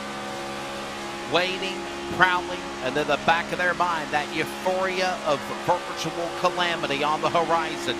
It's not a matter of if, it is, or when, it is if, because you always know that happens here right now. Teammates, King, Clayman, right there with one another, 1 and 2. Douthwick, Tucker, Kotska, who led most of the opening 50 laps. Falling Bithman, Isaac, Harley, Mickey. Right now, as we approach 70 laps completed in the Majors Series Round 2. Tonight, the 500 at Daytona. It's presented by Majors Garage Setup Shop and LSRTV. Closing in on those green flag pit stops, as Samuel mentioned. And obviously, I believe it's just still ride and go. Honestly, Samuel, I think once we hit 400 miles, lap 1, about 160 or so, then you're going to see the impatience go. And then it's going to be intense to the finish, those last 100 miles. That's my prediction. Yeah, I mean, honestly, it could be those final 20 miles when things really kick up. Hey, that's true. I think that might be when it really is starting to hit the fan.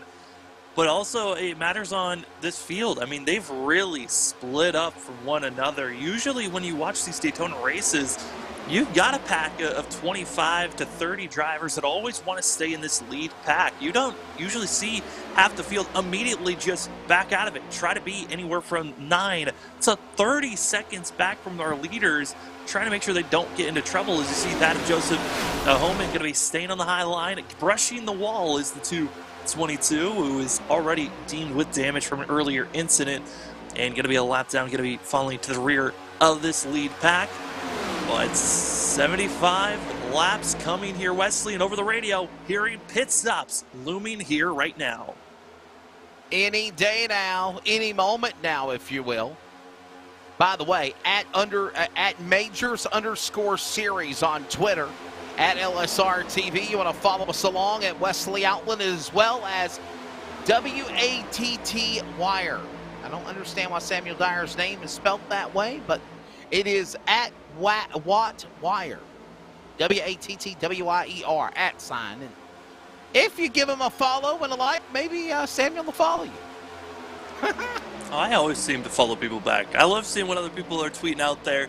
What are your interests? What are you finding interesting out there? So, well, I'm always excited to see it as drivers waiting, and here they are. A few coming in. See that of the 40 coming in. That's going to be that of Corey Bolton, as well as that of Dan McLaren, and that of Ludwig going to be coming into pit road this time by. And more drivers also going to be coming in as a wrecking yellow. Caution out through the tri-oval. Couple of cars have spun. 217 in the infield grass. And the scenario that happened the last time during the start of green flag pit stops happens again, as David Clayman, who was one of the front runners, Samuel, into the wall. They were battling teammates. Clayman, this is second behind the leader, right at green flag pit stops. Maybe somebody zigged, but they should have zagged, and he got into his own teammate. Oh, no. That's just miscommunication at its finest. Teammates not relaying, hey, we're coming in this time by, let's give each other some space. Instead, just running over one another. And that whole entire lead pack, I mean, half of it was able to skate their way through, but from an aerial point of view, I mean, Wesley, this is a team's worst nightmare, are these situations. Yeah, you're exactly right. And let's watch it from the aerial view. Teammates right there with one another. One guy up in the front, King coming down to the pit lane. Clayman almost swipes off the side right of his car on the passenger, and then just gets collected. A couple of other cars, they go for a trip in the infield grass. And again, wow. Just saw the end of that one there. And Samuel, just like the last time, around the time pit stops were happening, Caution session, same scenario. Second verse, same as the first, as we're approaching lap 80 in the second yellow flag pit stop of the race. Yeah, I don't know if we're even going to have a time for a green flag pit stop, like full cycle with the way that this trend is going. Yeah. Two times we were going to have green flag pit stops, yellows flying as pit road is busy, and away goes that of Colby Tucker. Great pit stop for the 148, and kind of gifted that lead position once again as issues for the drivers ahead of him coming into pit road under green flag scenarios. And once again, another yellow flag pit stop. 148's leading them out. And with that being said, caution flag will come out of the racetrack.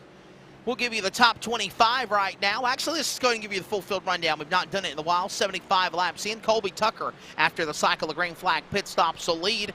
Andrew Kotska second, led most of the opening 40 laps. Cody Richardson third. Jerry Isaacs is fourth. Vince Hartley in fifth. Chris Yedio is up in sixth. Jason McSparron is seventh. Murphy Nichols 8th, James Daughtery 9th, and Brian Schreibner, the top 10 at Daytona. 11's going to be that of David Clayman, who's going to use a fast repair to stay in the top 20 with Jason Natavletridge going to be in 12th in the 3 machine, with Robert Deletch going to be in the 235 and 13th, with that of Jeffrey Forkolb going to be in 14th, with Robert Gamble in 15th, Robert Redcliffe going to be in 16th, with that of Chris Sherbird, as well as Andrew Mickey.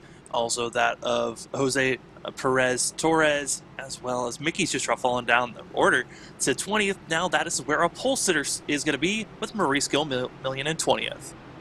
Yeah, about mid-pack right there in 20th. 21st is going to be Greg McKinney, followed by Dave DeWaite, followed by Alonzo King 23rd. Spencer Todd is 24th. As the rest of the field is also there, including Spencer Todd. Then it's going to be David Gargaro Jr., Bryson Shutt, Nathan Medina, Rob Courtney, Nick Horvath, as well as James Dean, your top 30. And 31st is going to be that I'm sorry, Samuel. Lights are off on the pace car. We come back to green next time by. Go ahead. Oh, they're excited to get going. 30th going to be, 31st going to be where Andrew Mickey lies as they're continuing to drop down. But as we look at the rest of the field here, Wesley, I mean, I got to say, I'm interested to see for the drivers that have been falling back when it is going to be their cue to stay with this lead pack, and for us not to have drivers faltering, as we've seen half the field, if not more than half the field, decide to not stay with this lead pack for the obvious reasons like we just saw for this most recent yellow.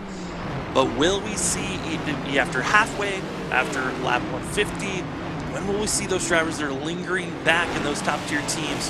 When do they start making their move forward? There'll be lap number 78 completed when they make their way back to the Geico restart zone. We'll get ready to go back for green. Field settled up 2 by 2 as they work their way up the high banks into 3 and 4. Still 121 laps to go here in round 2 of the Major Series of 2022. Samuel Dyer, Wesley Outlet back here with you. Mason Himbaugh, Jeff Stabnow, Charles Wooten doing things on production, and we're going to do it again for you. It's time for another LSRTV Feel the Roar in Daytona.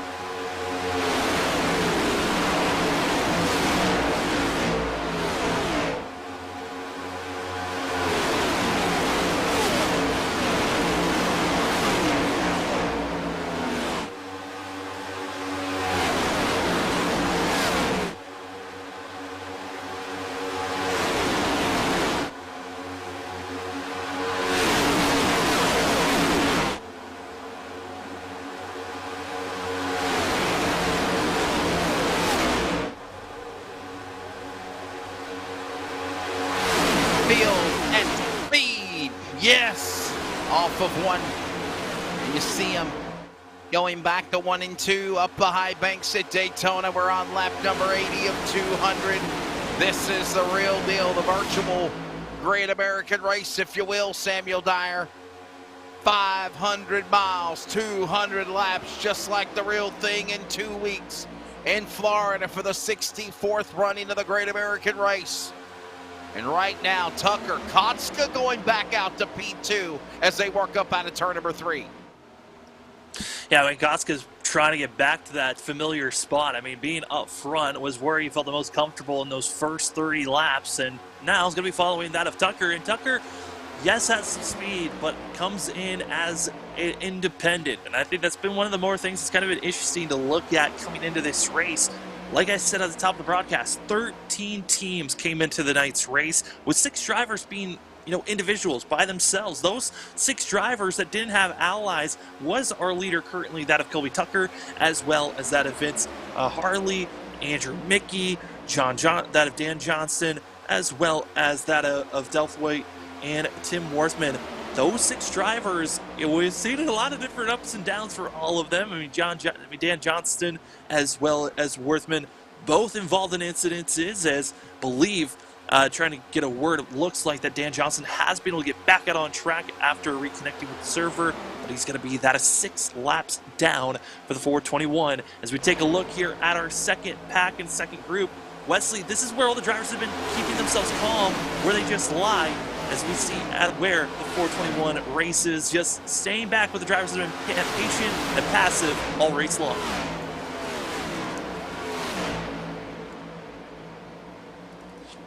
Watching the field coming off. Look at this big pack one in the wall. Cars zigging and zagging. Medina checking up on the inside. That could have been a problem for a couple of teammates. The number 2 Ford. Medina, what a save, but he falls back into the clutches of the top. Oh no! 25. And oh no, here he Below goes. him, spun around. It's going to be the 64th. More drivers pile in. That's Courtney's car. Couple of others, number 64, and the caution out again. Third time in the race. Rob Courtney, number 64, and maybe some others. Samuel, you saw it break loose in the back straightaway. Caution 3 of the 500. Yeah, we saw it there. It was the double 02, where that was Bryson Schutte. And then you're going to see the 84 get very aggressive here, trying to push down low. This is going to be that of Richard McClure, who's going to just clip the 64. And Tim Worthman was involved. Others hard pile in later on. And man, that's this second group. I was just talking about how they were trying to be passive and not being in trouble. And they bring out caution number 3 of the night.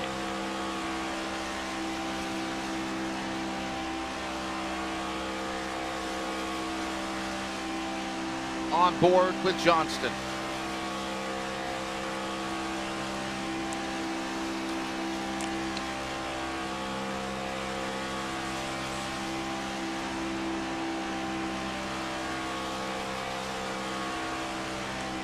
By the way, you can follow our at LSRTV. Oh my goodness, look at this. On board with Johnston. And, well, Samuel, I would just not per se call that the big one just yet. Though there was multi-cars involved. Not the big one yet. Yeah, the big one usually is anywhere from 10 to plus drivers involved in a giant incident. That one wouldn't deem the big one, but certainly a big hit for that of Dan Johnston, who, as we saw there, he picked his lane. He was going to the inside. He even let off the gas, trying to crank down to get out of the way. Was not able to slow down in time, but drivers coming in pit road about half the field decided to come in, top up with fuel. And this is where strategy gets interesting, Wesley, because of the timings of the yellows. These drivers are now going to be stuck in a fuel mileage type of a scenario if we're able to stay green all the way through to the end. So half the field coming in, topping off. The rest of the half the field deciding to stay out on track, and those drivers are going to be our top 15 that decide to stay out. We'd love to interact with our audience real quickly. I would love for you right now to use at LSRTV, at Majors_series, and the hashtag tweet your seat. So let us see how you're enjoying the Major Series Daytona 500, presented by Majors Garage and LSRTV. Hashtag tweet your seat at Majors_series and at LSRTV. Mason Himbaugh and Jeff Stabnow behind the scenes working on our social for the broadcast. And you never know, Samuel, we might retweet your pictures and might even get a prize from it. You never know what's out there. Well, I mean, 2021, we grew, we blew up. We didn't know what graphical things were going to change. You never know what could come out here during the Major Series throughout this season. Again, this is only race number 2 of the season. Still got 12 more to go. And if you'd like to possibly be involved or just get onto iRacing, go to iRacing.com, join in. They've got official races where you can test yourself with some of the best out there on iRacing, or join leagues. You can, even if you don't feel comfortable racing with other people, we got AI races and many, many more ways to get involved. Wesley, yes, most of the time when people talk about iRacing, they talk about getting pedals, wheels, feel like it's the most realistic thing. But I know some top-tier drivers that are very good with even just an Xbox controller who can run very well. So, hey, give it a test, give it a try. Go get iRacing now. Go to iRacing.com for more information.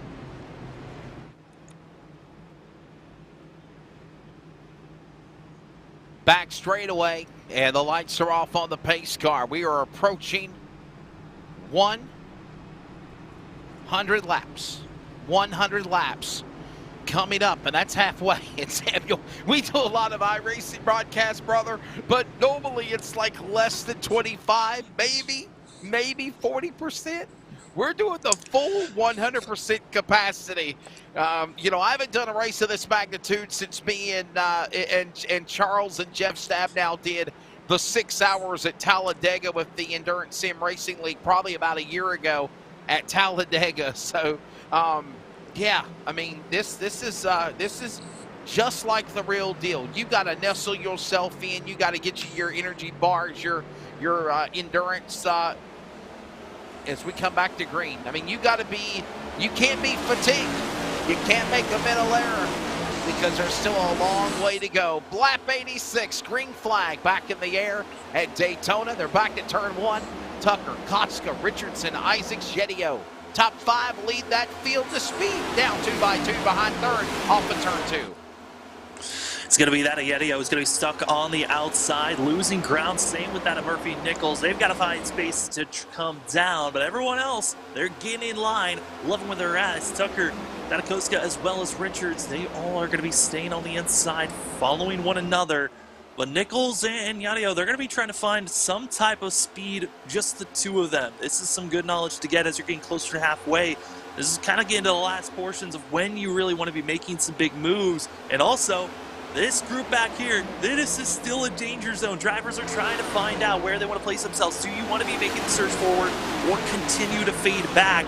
And it looks like drivers decided to make the fade back as we're seeing all those drivers in that bright green, also in the black and green. Those are going to be your 2 top teams coming into tonight. That of the Evolve Sim Sports Academy, going to be in those brighter green colors like you see there. And then in black and green, going to be that of the Vengeance Motorsports. Those are 2 teams that we saw bring out the most recent yellow. 2 teams that have been very quick.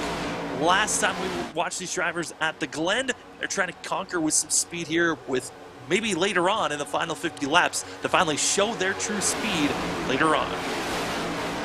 A little pushing and shoving. Working through the tri-oval. They'll save it. That's that 61 of Donnery. Redeker in the mix. Donnery, Clayman. Now here's the thing, Samuel. Remember Clayman got caught up in that accident earlier? You remember, allowed 1 fast repair. Is it good to have it now, or would you want to use that fast repair later? And obviously, when you get tore up, as we ride on board with Donnery here, Redeker behind him, you know, that really changes the mindset, if you will, Samuel, of I got to race differently because I don't want to tear my car up. I know this is the last repair I have. Yeah, you really don't want to use it, if ever. That is honestly the last case scenario you don't want to mess with ever using your fast repair. But if you have used it already, there's two mindsets. Either you sit, you wait, you find a comfortable spot where you feel like you've got plenty of time to react if an accident happens, or you get aggressive. You start trying to push the car a little bit more and try to lead this race so you feel like you're up front and you're in the least, comparable place and position to be in, as we're seeing these drivers right now where they're racing. In the top 15, there's two drivers that have already used the fast repair. You note on it that of David Clayman. The other driver going to be Andrew Mickey in 12th. That's another driver that's used their fast repair. And finishing out the top 20 of drivers that have used their fast repair are pole sitter Maurice Gilmillion back in 20th. He's also used his fast repair. There's a couple of other drivers that are a lap down that have used their fast repair and are just puttering along at this moment. But of those that are up front, only 3 in our top 10 that have our top 20 have used their fast repair. So we'll see if any others need to use it as we're inching closer and closer to halfway here at the Daytona 500. Hashtag tweet your seat. Hashtag share your seat. By the way, Chris Spear says, wish Wordham would throw the magnet out of the car. Todd Harlan says, Wesley Samuel, the big one usually comes at lap 103 in real NASCAR. And we're approaching that. We're approaching halfway. We're 110 laps to go. He's Samuel Dyer, all the way in San Francisco, California. I'm Wesley Outland. Of course, it is a 3-hour time change because it is 6:26 Pacific for him, 9:26 p.m. Eastern Standard Time for me. And smack dab in the middle of the productions is Mason Himbaugh, Jeff Stabnow in Montana on Mountain Time, and Charles Wooten in the Rocket Studios. Of course, LSRTV production truck. And man, you checked out some of the retweets, and at LSRTV, at Majors _. Oh, got a car in the grass. He's out of harm's way. Team Dog Bear, number 84. No harm, no foul, and no caution yet. Problems there for the number 84. Yes, sir, Richard McClure. And again, Samuel, let's reiterate. He's off in the infield. He's on what would be the Daytona road course, moving through the chicane or the bus stop. He's okay, no caution, but he has lost a lot of ground, and there's a lot of damage on that car. Yeah, honestly, it was a lot of contact between himself and the 40 of Corey Bolton that came across the 84, thought he was clear, came across the nose of the 40 machine, and that's why that we saw the 84 in the infield on the backstretch with his issues. Heavily damaged, had already used the fast repair. Actually has not used the fast repair just yet, so the 84 is not completely out of this thing, Wesley, but already 1 lap down. Got to be getting to pit road here shortly to get those repairs done. No caution. And one of the members of Team Dog Bear now trying to pick up the pieces, if you will, to keep on going, get off that high horse and get back at it again. A problem there for McClure. He'll fall all the way back to 36th position. And because of that mishap and the damage and coming to the pit lane for a fast repair, Sammy D, 2 laps down. Tucker now the leader. Look at the Flower Racing entry number 42. That's McSparron now. We'll see what his Ford can do. Beautiful looking race car for McSparron as he works his way through the tri-oval here in Daytona. Yeah, McSparron right out of West Fargo, North Dakota in the Haller Racing entry. Haller Racing, Wesley, one of the bigger teams that came on for this race. There were 2 teams that came in with 6 drivers on that team. That was the Forge PC Racing. They had 6 drivers. They kind of split it up for that of the Sports 1, who had 4 drivers that made it to this top split, and also Sports 2, that 2 drivers come in. But it was that of Haller Racing.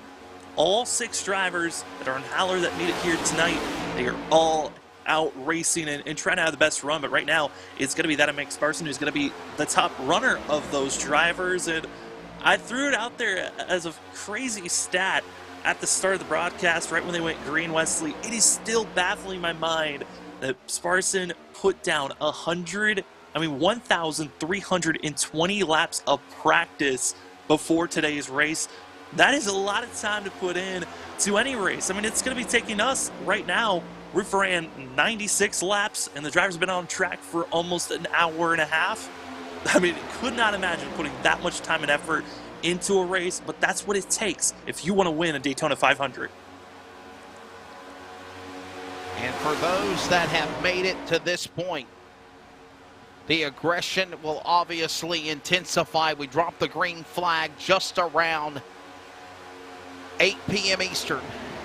We're about 90 minutes into this race, which is a typical, honest Daytona 500. You're getting around the time where you're in this stretch. We have a couple of caution flags. Ironically, the caution coming out while green flag pit stops were in sequence. A couple of sour grapes on some of those cars, others getting mulligans. And honestly, Samuel, for the most part, with this new update on the next-gen car, I'm rather pleased with the racing we've seen so far, and the chat box also feels the same way on our LSRTV 4K Ultra HD broadcast as we are approaching lap 100 and the halfway mark. Yeah, I mean, this is great racing. This is so much more entertaining than I was expecting for us to see. I've loved, and I got to praise iRacing so much on this most recent update that has come out, giving the drivers more of an opportunity, the team aspect to actually make passes. Because on the old aero package, it felt almost impossible to even make passes, even when you were side by side and had a ton of cars in line. But now we're starting to see, a different dynamic than what we've seen all race long, Wesley. Yes, we've seen the pack split up, but our front leaders, this lead pack, only 7 drivers in this lead group. And then you have to fall back 9 seconds where you find that 8th place runner where we see this pack on screen. I mean, this is bizarre to be seen, but we are about 20 laps away from drivers thinking about pit road making their pit stops. So we still have plenty of time to make some big moves, but drivers are recognizing they don't want to be caught up in a big wreck, so let's just split up and wait for a different pack to make the mistake. 2 laps to halfway. Tucker, Kotska, names that were up in the front earlier. Kotska led the opening 50 laps of this event. Right around the first sequence of green flag pit stops, Richardson, Isaacs, Harley. Top 5, single file, working their way through the tri-oval off turn 4. Back through the Geico restart zone, back across start finish.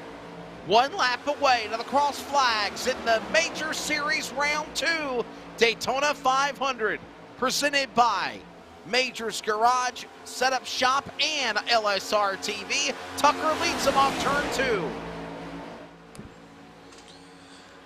He's leading him at turn 2 down the 3,000-foot long backstretch here at Daytona.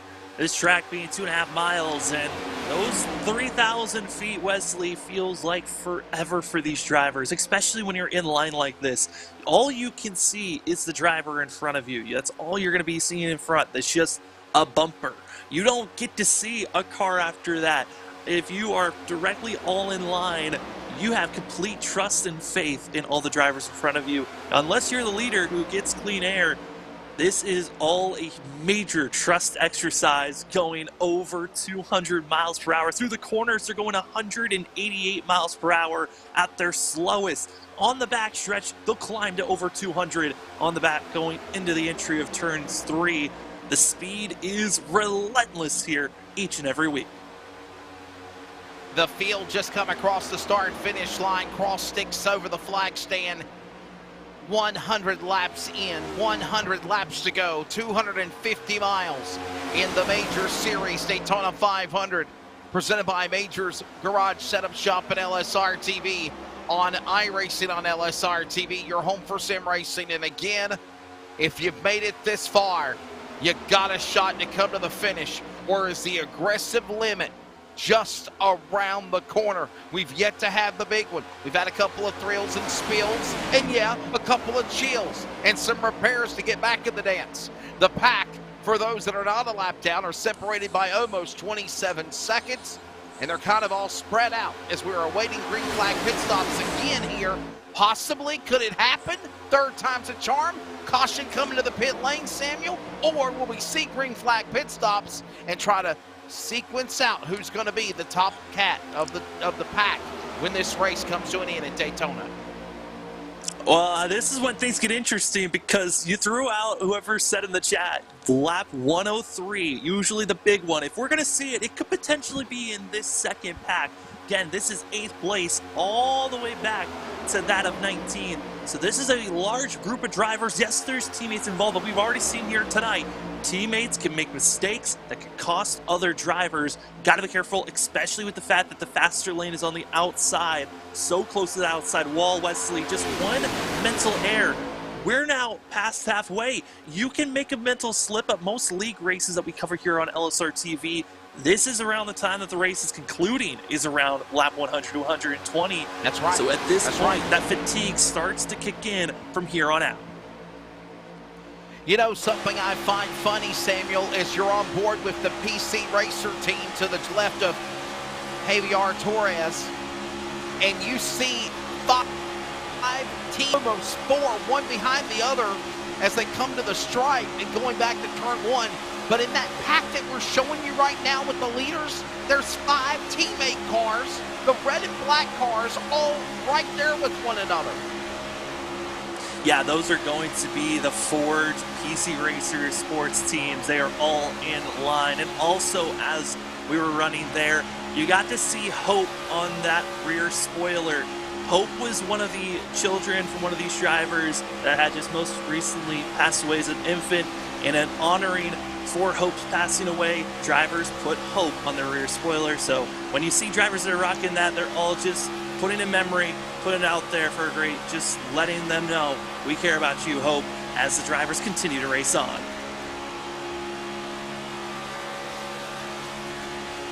Lap 105 of 200. Oh, little slip there. Hold on there. Team Dog Bear getting a little loose. I saw some smoke. And you got to remember, not only are you fighting the fatigue and staying in the throttle and the gas and the draft and this pack and this tandem, one wrong move and it can be costly, as Samuel reiterated on. There is the top 7 cars down below the inside of the track on the yellow line. And right now, as they stay single file, Samuel, the man on 8th on back is licking his chops, ready to pounce on him.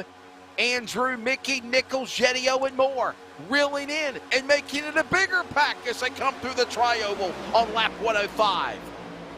This is the bigger pack, but the issue is they're 14.5 seconds back from our leaders. They have such a large gap between themselves and our front 7 that have just been in cruise control. Our front 7 has stayed in line. They've grown this lead. Yes, there's more cars in this second pack, but because of all that side drafting and staying side by side, that is losing time. Now that everyone's in line, they can make some real speed, and we'll check on these next couple of laps on how fast our leader or even drivers behind our leader are running, because this is where you can make up a lot of ground when you have this large of a group in line and moving forward.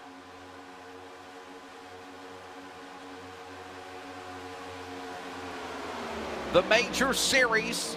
Samuel, where's round 3 going to be? I know we're halfway home here at Daytona in round 2, but where do we go next in a month or so? We are going to be finding ourselves going road course racing once again. Like the Majors, it offsets from one race to the next. Looks like the next race, we're waiting for confirmation on it, but it's looking like that of Owen Park Grand Prix is going to be the next destination, as they're going to be driving in that of the Holden FM Camaros, as well as the Ford FG Falcons legacy vehicles that were put in iRacing back for the 2014 vehicles. So we're going legacy road course racing. It's going to be a fun one, and that's going to be March 13th when we're going to be seeing that race. And then after that, we're going to be going, I think, for my race I've been waiting for, it's going to be April 3rd, round 4, Phoenix 2008 Oval in the Lotus's 79 cars. I think that's my favorite race of the whole entire season. I'm so excited for that round 4. I've been, every single person I talk to, I'm like, let's go to that. Let's watch that now. By the way, your pit stops are on the ticker. There is so far how many pit stops that have been made. Tucker 2, Kotska for the most part, everyone 2. Deloach has made 3 pit stops. Lotteridge as well. 4 pit stops on Go Million, the points leader coming into this race. Of course, 4. Maurice Go Million, obviously the fast qualifier, my apologies. It's Michael Broomhead who was the points leader. But again, Samuel, Broomhead not able to make the race, understanding he just couldn't get in of 155 entries to make the show. That's disappointing. Could not make it. Yeah, I mean, that was one of the things. Broomhead was one of our heavy favorites our last race at the 2 hours of the Glen. For that, they were running those of the LMPs, and it was all a battle between that of Spencer Todd, that of Murphy Nichols, and Broomhead. Those 3 drivers were attacking one another for the full 2-hour race. If you haven't watched it after this Daytona 500, if you're still awake and you still got energy after this one, you need to go check out the Majors race for round number 1, 2 hours of the Glen. But yeah, for Michael Broomhead, he won that race, but missed out, did not show up for enough dual races throughout the week. The ruling on how to get into the split that you're in. First, we had that of the figuring out where the drivers were going to be placed. So there was a qualifying time split. That's where we got ourselves Maurice Gilmillion getting his position in first place, and as well that of Colby Tucker getting our front row. And then you also had drivers that were automatically locked in to be racing. Now, they didn't lock into what split they were in, but they were going to be racing, and those were our top 10 of Broomhead, Spencer Todd, Nichols, Mickey Viltono, who did not get to race this evening, as well as that of Nathan Medina, David Gargo Jr., as well as Costia Forestino, and also Gilbert, that of Jerry Gilbert, were no 10 drivers all were going to be able to make it to a race tonight. But to be eligible to make it to that of the split 1, you had to be able to run the duels, and the duels were a point system. You can run as many duels as you wanted, but you had to have the highest average finishes in points. Whatever one that was the duel that they used here at the Majors to see which split you were placed into. That's why we got our 43 drivers. And Broomhead, he did not make split 1, he didn't make split 2, not even split 3. He fell all the way down to split 4. So he's going to have a hard working and has to come back with a great run here for round number 3 in just a few weeks. And by the way, our production crew have already posted in the LSRTV 4K channel round 1 at the Glen. Click on it after this race is over, man. I'm telling you, it was phenomenal. It was a fun 2 hours at Watkins Glen. Kind of a mimic 4 hours of Daytona, the different prototype cars. And if you're not familiar with what is the Majors series, and it's again presented by Majors Garage Setup Shop, probably one of the best setup shops in helping you build your racing package, whether it's a wrap job or even a setup for iRacing competition. The Major Series is basically, what, 12 to 14 races a year. And Samuel, of course, you have the Lotuses and you have the crazy races that used to go on in Phoenix back in the day in a few weeks. But there's also events like this one where you will see the next-gen car and the mimic of what is the NASCAR Daytona 500, like the real race coming up in 2 weeks at Daytona. The Indy cars, the Le Mans cars, the IMSA cars. It's really cool to see what they've done with this series. It's been very fun. I've watched it last year, and of course, to be a part of it tonight is a special thing as well.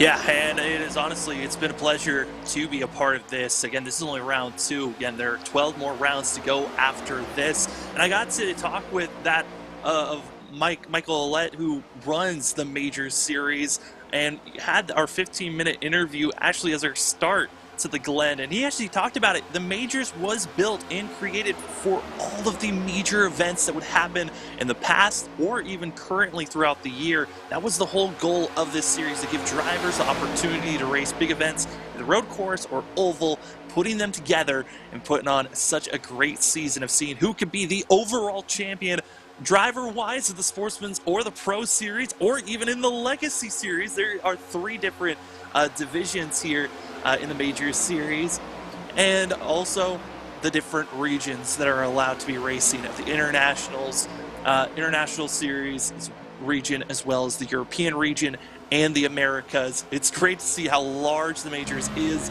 and an honor for us at LSRTV to even have the chance and opportunity to be giving you the coverage of that of the American Sportsman's division.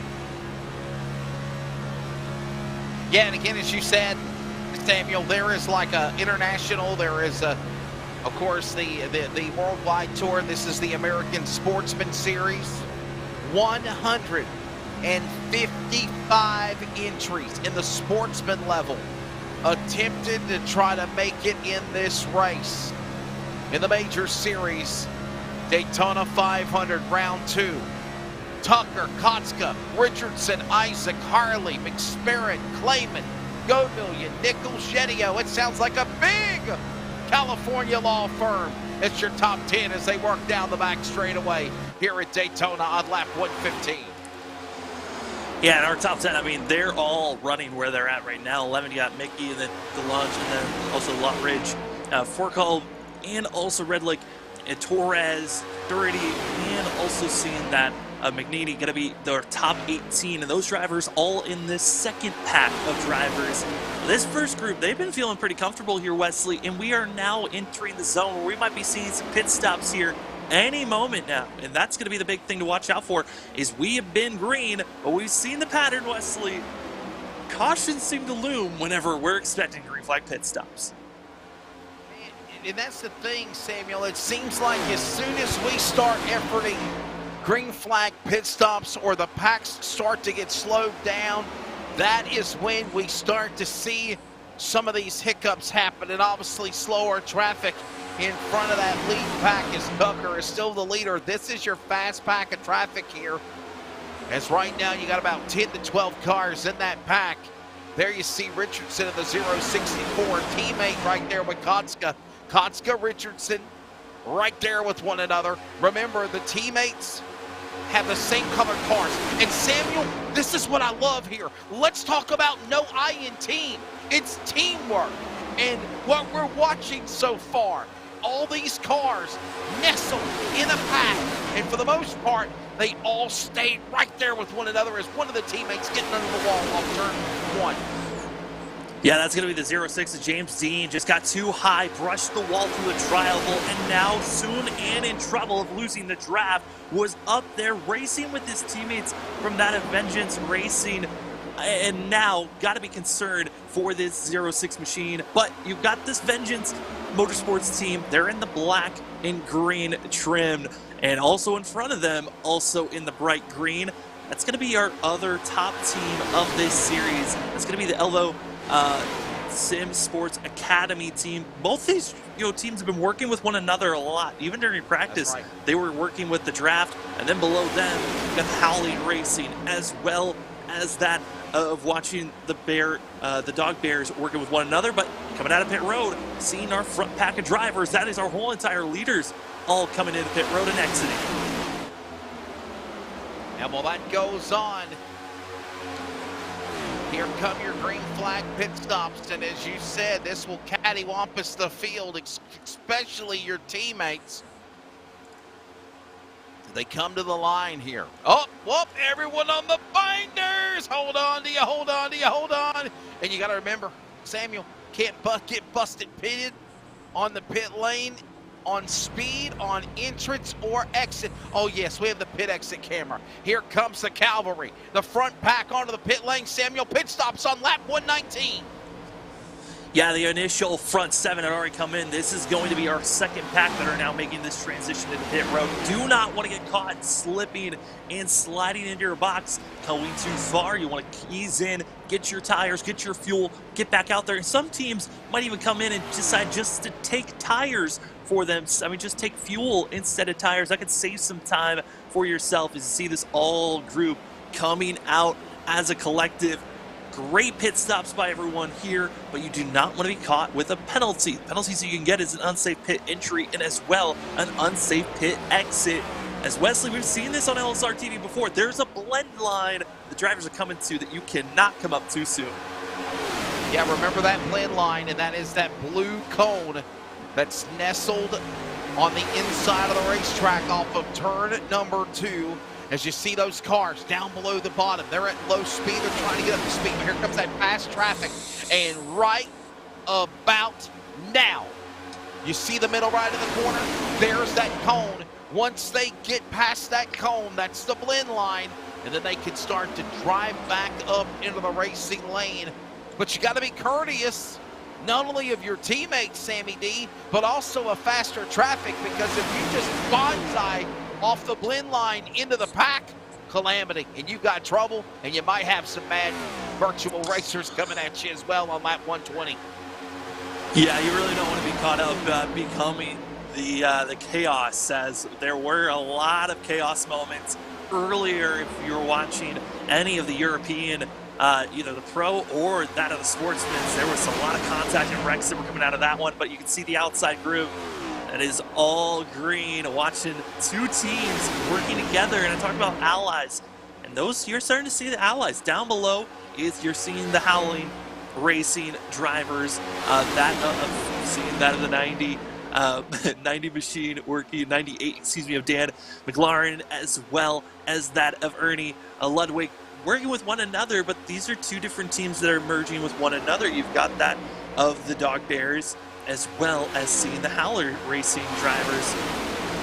The teamwork aspect is always the fun part. You know that you've got your true teammates, the allies. It's always the factor that can change things. Almost calamity there.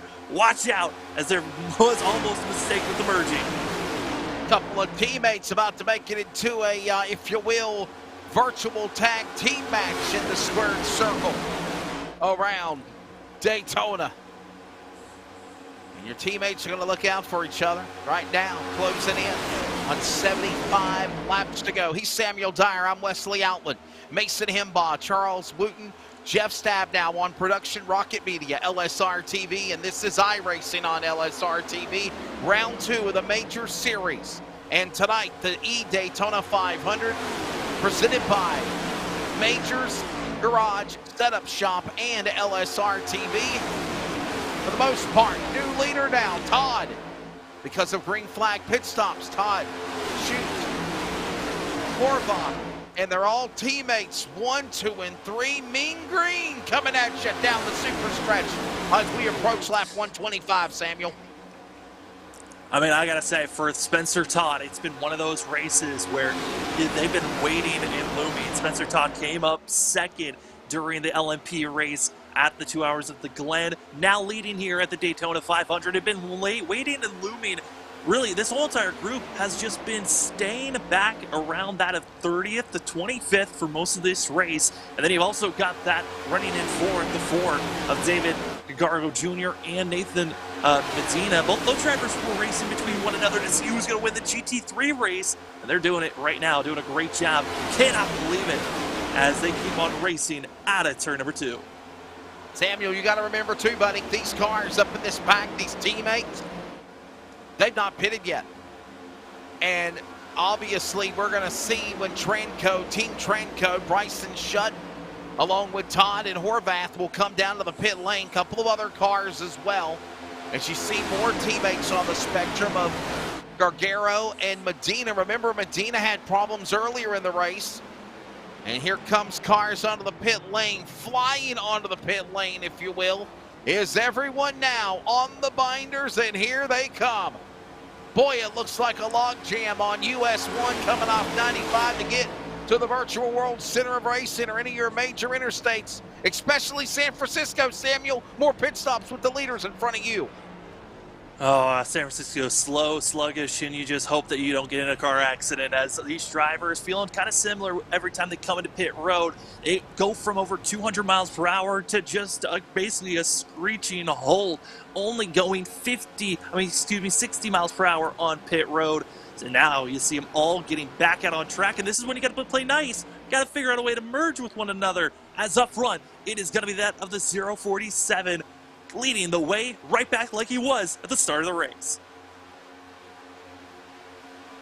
75 laps to go, 75 to the finish. Who's gonna win round 2 of the 2022 Majors Series in the Daytona 500, presented by Majors Garage and LSRTV? We're back with more from your home for sim racing. You're watching iRacing on LSRTV, and we are going to commercial break, but you're not gonna miss a thing. We're going side by side at Daytona.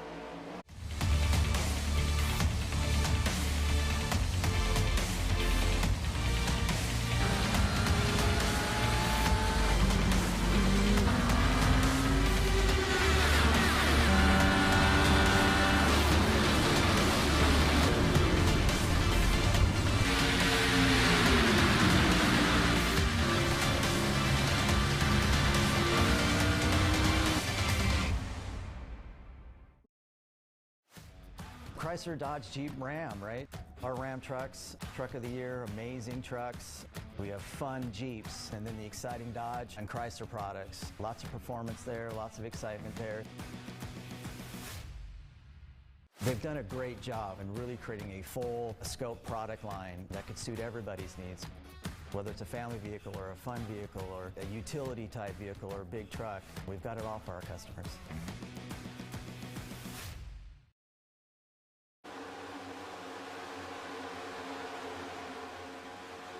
Under 75 laps to go. It's about to start getting good in the neighborhood, and I'm not talking about where you eat at. Welcome back to coverage, the Major Series. Daytona 500, esports coverage of iRacing on LSRTV, presented by Majors Garage Setup Shop and LSRTV. I'm Wesley Outland, Samuel Dyer, Mason Himbaugh, Jeff Stabnow, Charles Wooten, all making it happen. Follow us at LSRTV at Majors_Series as well on Twitter. And Samuel, Katie bar the door, my friend. We're down to 70 laps to go very soon, and boy, I think the patience is going to become impatient down the stretch to decide who's going to win this 500-miler here in round 2 for the Major Series. And if we mentioned this being a big race too, Samuel, there's also points on the line. You got to think about that. Yeah, points are on the line. You got team points that are there, trying to make sure that you're the best team out there. You've also got driver points where you're just trying to show your own stats and strategies. I think that's one thing that's so great about the Major Series. It's like I was talking about the schedule coming up, races that are coming around. It's every other race is either an oval that goes to a road course or a road course that goes to an oval. So you're constantly trying to make sure that you're mastering all types of racing aspects and skills as we're riding on board with the 51 of that of Derry. Isaac right now is in a pretty good spot right now, but he's kind of trapped having teammates in front of him. He's going to need some help behind if he wants to try to make a pass, but he doesn't have friendly drivers behind us. He's got also the Mad Sim Racing teammate Vince Harley in the 92 just looming behind. But Wesley, I think that's one factor that makes it so much fun covering the majors is you don't know who could step up week after week, but your goal as a driver and getting those driver points is to see who can be the most consistent all the way through. And you got to remember that the third verse not the same as the second start of this race. Whenever green flag pit stops arose, everyone was able to negotiate through the pit lane with no yellow flag at the start of the race around lap 45, and then again just before halfway, caution came out. This could possibly be our longest green flag run of the race so far. We're approaching, and guess who's back out in front again? Kotska leading in that 0:47. Andrew Kotska, Richardson, his teammate, right there with him down the back straightaway for Mad Sim Racing. Kotska Richardson for Mad Sim Racing. Then his other teammates, Harley back to 4th as he's split by Isaacs. And then you have, of course, the 48 by the Lonesome, Tucker in the 148. And actually, my correction, Mad Sim Racing is the white car as well, but I guess there's the black cars and then there's the white cars, and it's just kind of a different teammate package, if you will, but they're all the same team, Samuel. Yeah, all trying to run similar. I wasn't under a true banner of who was racing with who, but certainly they are keeping it close with one another. But yeah, teammates certainly keeping it close and running with one another. Just changing up this game just a little bit to mess with. Maybe we can split up these guys, maybe not. But as this front group, they've got to be careful because they are closing in now quickly. They've caught the draft of this large pack in front of them. Lap traffic is now going to be an issue moving forward. So a big pack of lap traffic. This is on board from the right, or I'm sorry, the left helmet of Vince Harley from the window net. And that's a nice view. Harley has Isaacs in front of him. They're all on Mad Racing. At least the top 5 are all from Mad Racing. Working through now lap traffic as you see some of the other special camera work here. Is Vince Harley getting a little closer, working through that air, if you will. Watch these cars bobbing and weaving through that pack of tandem draft. Cars getting past. You saw that on the outside lane. Oh my, someone hung out to dry, Samuel. Lap traffic, and they're just passing them like they're a lost cause. Yeah, that's going to be the 222 of Joseph Homan, who's just going to stay high. He's been now 11 laps down and has just been struggling here tonight, trying to just attach to the draft and maybe stay close, as there's already 3 other drivers that are a lap down, keeping it close with our leaders as they're closing in on the backside of 26th position, where we find that of Bryson Schutte as well as that of Chris Sherburne. Those are going to be the 2 drivers that are on the tail ends of this pack that our leaders are gaining on.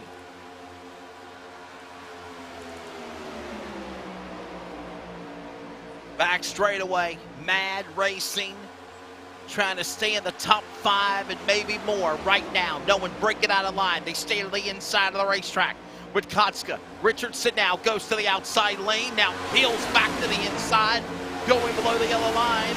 Isaacs, Harley, Tucker right there. And that pack trying to overcome the other pack right there as lap traffic in the midst of this fast traffic. They go to turn 1, closing in. Back to corner, look at this. Now the pack of traffic, Samuel, that are lap cars or in the tail end of the lead lap. And that's the thing, if you're on the tail end of the lead lap, you are not gonna just give up the lead to these fast cars. You're gonna fight and claw. Hopefully you get a yellow flag and you can stay on the lead lap.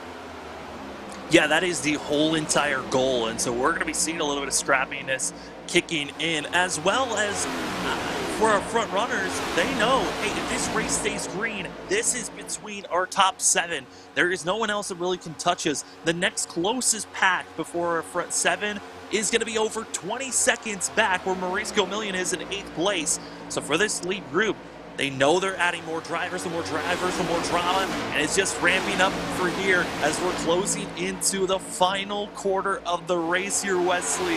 At this point, fatigue is going to be a big issue for these drivers. We're past when drivers are done, usually with their league races, but this is when it goes from a fun race to this is the Daytona 500. You've got to carry for 500 miles, and who can get it done? You ride and drive to the first 160 miles, 460 miles, as I said. And then when you get down to the last 100 or the 400 miles, it's stress. It is literally pull your hair out for the real deal and for this one. Because I promise you, these guys are nestled in their iRacing rigs or in their chairs, ready to bring this one on home for a midnight snack or supper. A late supper for that matter, as it's 10 p.m. Eastern time on the East Coast. It is 7 p.m. Eastern on the West Coast, nestled in the middle. It is 6 p.m. Mountain Time where Jeff Stabnow is, and of course Himba and Stabnow at 9 p.m. Central. It's amazing, Samuel. We're all over the country, not only on these iRacers competing, but in our national broadcast coverage here on iRacing on LSRTV to make this production happen. Yeah, I mean, national, it's crazy to think of the amount of effort that goes into trying to cover these types of races, the amount of effort that the league had to put in to make sure that this was set up properly. So the racing was great for us to watch and observe, as you're starting to see Murphy Nichols getting a little bit loose, and this is when the driver's got to be concerned. Yes, we are halfway through this stint. Drivers aren't expected to come in. As I say that, though, into pit road, looks like this is an unscheduled pit stop, trying to get service done for these drivers. But I got to say, this is a top off and go type of moment. That's exactly what the 0-2 of shooting is going to do. Just top off and go. Was already a lap down. Didn't want to lose any more ground. And with the drivers coming in with pit stops at this moment, they got to be thinking of the math. Can you make it with one more, or are you going to need another stop out of this? That is where the math's going to kick in for the drivers that are out there on track, because it might turn into a fuel strategy race, Wesley, if we stay green from here to the end. And you got to think, Samuel, you get a caution, throw that idea all out the window, because I promise you, everybody is coming to the pit lane. You're taking on a new set of tires. Remember, you got 8 sets, 4 on the car at the drop of the green, plus 7 more. There's no way possible anybody's used 7 sets of tires yet. I don't think so. A matter of fact, let's look at the pit stops again as we approach the closing of the final 200 miles of this race. And there you see it. It's 5 pit stops on Go Million, which is heartbreak. Also, Doubtwade also has pitted. But Samuel, other than that, it's 3 or 4 pit stops. It's been comfortable, like it should be. Yeah, it's been very comfortable. Tires were never truly a factor for the drivers to worry about. They were talking about that because of the new updates that came in. There was a slight concern of, okay, is this going to change how we need to worry about our tires moving forward? That really, as the week progressed on, the more the drivers recognized, okay, this is just like a normal super speedway race. Tires, not the biggest factor to worry about. Yes, they're nice to have, just because that extra grip that allows you to really make some abrasive moves if needed to make a block moving high, come down, or clearing wherever you need to go. As you can see here, we're currently on a 23-lap stint. Again, we've been seeing the drivers go out to lap 40 on their stints, so we're still quite a ways away from when we're expecting pit stops. But if these drivers want to make it to the end, Wesley, their goal has to be around, if they're going to make their final pit stop, lap 161 to 162 is their marker. If you can get there and we stay green, you might be able to make it, but that will not be enough fuel to make it if we have to go into overtime.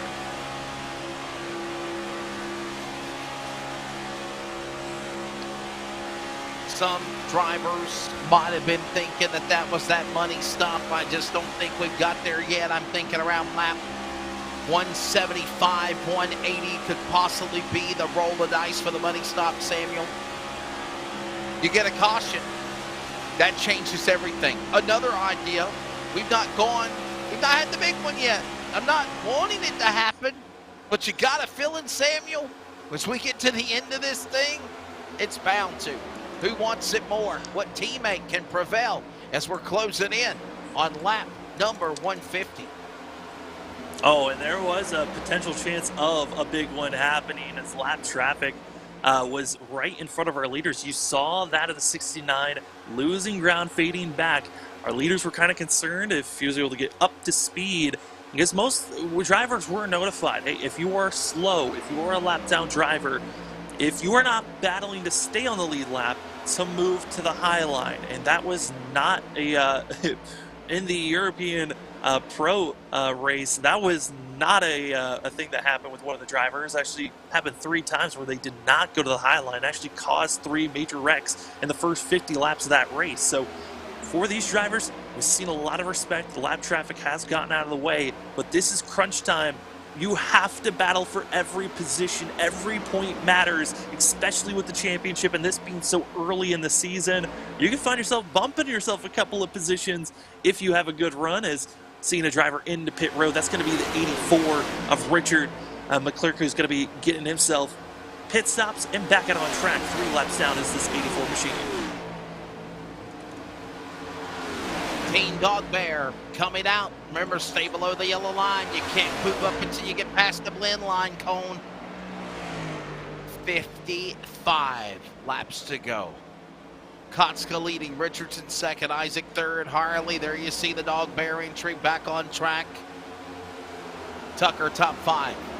Clayman, who got caught up in an accident earlier, getting into his teammate, coming in for a pit stop on the passenger side. Back up to 6th, McSparran 7th, Go Million 8th. That's the pole car. Still on the lead lap, but 17 seconds back. Nichols, Yedio, top 10. And again, Samuel, right now, 8 cars, 6 cars, 7 cars, pulling away from everybody, and it's 17 seconds from 7th on back. Yeah, I mean, right now, looking at where the drivers are, top 6 are able to stay close with one another. It was Jason McSparran that was lost touch to our lead pack after lap traffic kind of diced the 22 around. He is now going to be 4, almost 5 seconds back from our leaders. So it went from a 7-horse race to see who could win a race here tonight if we stayed green, to now it's just our front 6 in this lead pack with a lot of lap traffic around them.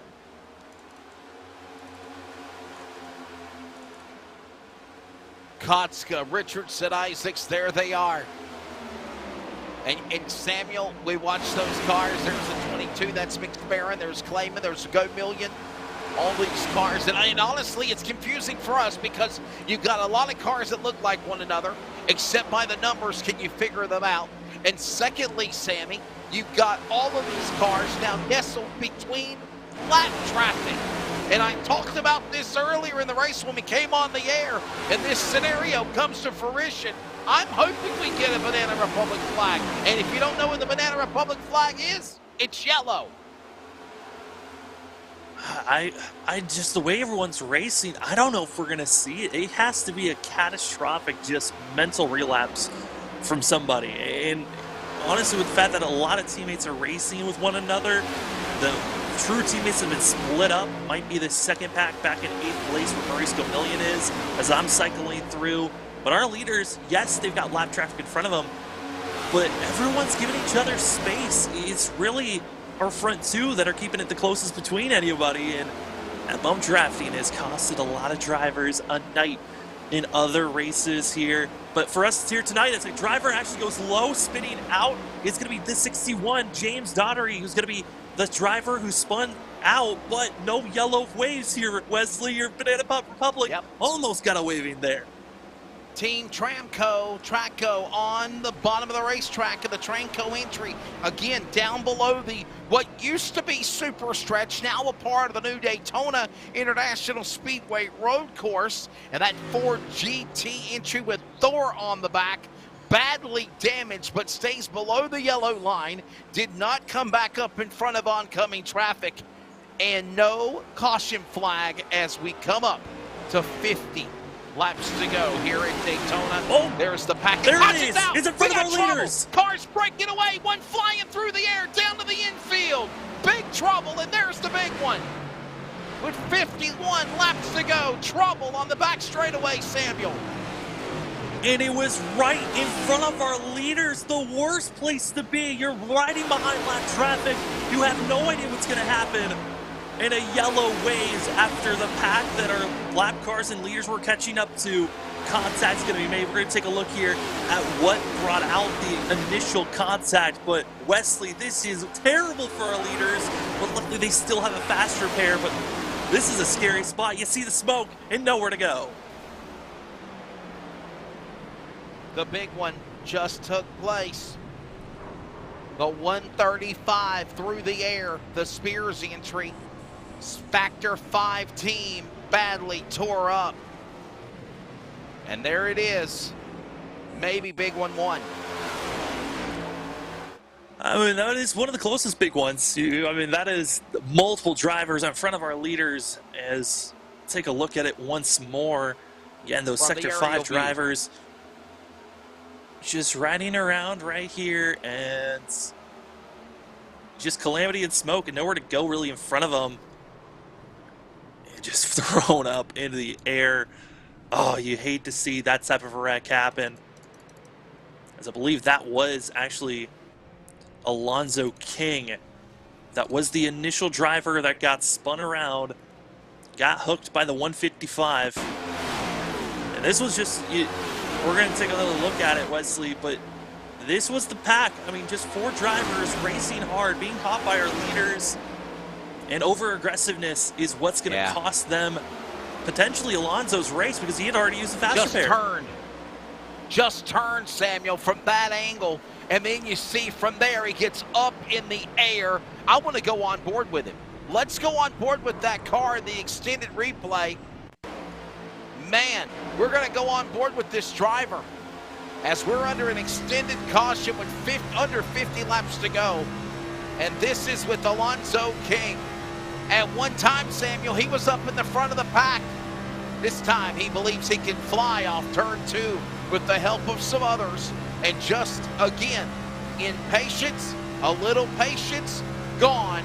Watch this and listen. So, what a helpless feeling. I mean, you're just driving, you're riding, and then just get hooked coming out of the corner, and then just helpless to all the other drivers that come in piling on top of your race. And for Alonzo King, who at one point was leading this race, could be seeing his race hopes snuffed out in an instant. As drivers were able to come into pit road, get some service done. I'm looking at some of our front runners that had to use a fast repair. 047 did not have to use one, but the teammate behind in the 92, that of Vince Harley, had to use a fast repair as well, as David Klauman had already used a fast repair. Maurice Gomillion. So a majority of our front runners did not have to use a fast repair. Luckily, there was mainly the 92, but certainly a giant scare you don't want to see for our leaders that were up front. 49 laps to go. Samuel, do you pit? Do you take the gamble and come to the pits and be ready to go to the finish, or is it just too far early right now? And are you believing what I'm thinking as we work our fourth caution? Cautions are about to break cautions. Get ready, Mr. Flagman, to get ready to pull it out immediately, because now you've literally set yourselves up for the opportunity for this aggressive racing to decide the winner. Yeah, I mean, at this point, there is no more waiting. For all the drivers that have been spending this first 3/4 of this race being patient, lingering back for that of the Evolve Sim Sports Academy, as well as the Vengeance Motorsports. We've seen both of those teams lingering back, kind of being the headhunters of staying back. Same for most of the Howler Racing and seeing that of the Dog Bear drivers. Those 4 teams have been the catalyst of just staying back. We're just going to, follow us. We're going to wait until it's time to go. Well, it's past lap 150. This is your time. If you linger back too long and this race stays green, I'm expecting there to still be one more pit stop to go. These drivers have to get it at least to lap 161 to 162, and then they're inside of the zone to make it from there. But for everyone else, everyone still needs to pit at least one more time. That means you've got to be on your game and staying with the lead pack. Otherwise, your chances of winning this race are snuffed. Mad Racing on the front row as the field to make their way back to the Geico restart zone. With under 50 laps to go, it'll be 48 laps remaining when they come back to the starter's box. Andrew Kotska followed by Vince Harley, Cody Richardson, David Clayman, Jerry Isaacs, Colby Tucker, Jason McSperrin, Maurice Gomillion, the pole car, back to 8th. Murphy Nichols, Chris Yedio, the top 10. Field comes back to green. We're back at it again with under 50 remaining, and it is go time at the Big D. It's time to show what you've got. Teammates, friend or foe, they're in speed, and it's Kotska back to the lead as they roll up the banks in turn 1. Already seen 4 Mad Sim Racing drivers in line. You got the 3 teammates running the same exact scheme on the inside lane. Kotska, Harley, as well as Richards, 3 drivers that qualified in the top 10, still in the top 10 and the top 5. And they're running well here, Wesley. Any other team, they've got to find the speed now to try to beat out. And it's going to be that of David Clayman on the outside, needing some help, but he's got himself another Mad Sim Racing driver behind him. As the driver stays low, he gets out of the way. Mad Racing now, but here comes also Team Red and Black of F Factor starting to climb back through the field as well. We got cars on the pit lane, 06. Stopping for some work to be done. While that goes on, racing hot and heavy, getting antsy in turn number 1 and 2 as well. It's going to be James Dean in pit road, but you're seeing the red and black. You're going to be seeing a lot more shuffling. Drivers just came in for tires, and that outside wall is not your friend. Maybe some drivers are recognizing it's time to go. As you can see, there's also a second pack that's still waiting for their chances to pounce, but it's going to be that Forge PC Dricers Sports 1. They're the red and black. They've been the ones that have been waiting to pounce. We'll see if they can finally make a surge here in the final 50 laps of the race. Samuel, if you're under 50 laps to go, your car's still in one piece, you got that one free repair, does that give you the opportunity to say, all right, it's time to send it, I'm ready to start getting these cars to the front and making some daring moves? I think that's exactly why we're seeing these daring moves and drivers willing to go side by side. I'm kind of concerned though, teammates still single file, not completely single filed out, trying to find some spacing. You don't want to stay side by side for too long. This could cost you speed, especially as we're starting to see a second pack really starting to grow. But man, I gotta say, this lead pack, they've got to be careful as you're riding on board, getting a sense of what the back half of the field is looking like, riding on that of Andrew McHugh. Comes down, contact, watch out, there they go. And then the wall spinning into the pack. Several cars, maybe 2 or 3 collected. Another multi-car accident. One flying through the air now, end over end on his lid. The 058 machine now rests.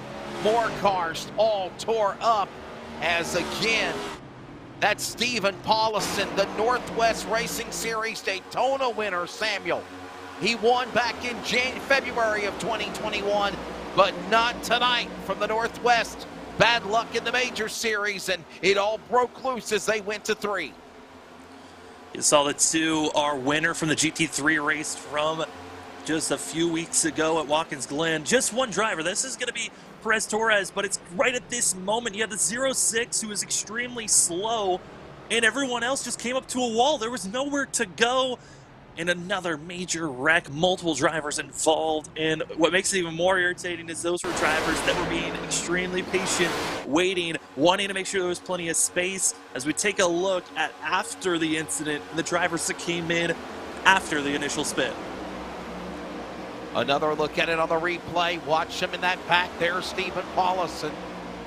And he's got the 78 Fantech entry in front of him as they work their way up the banking.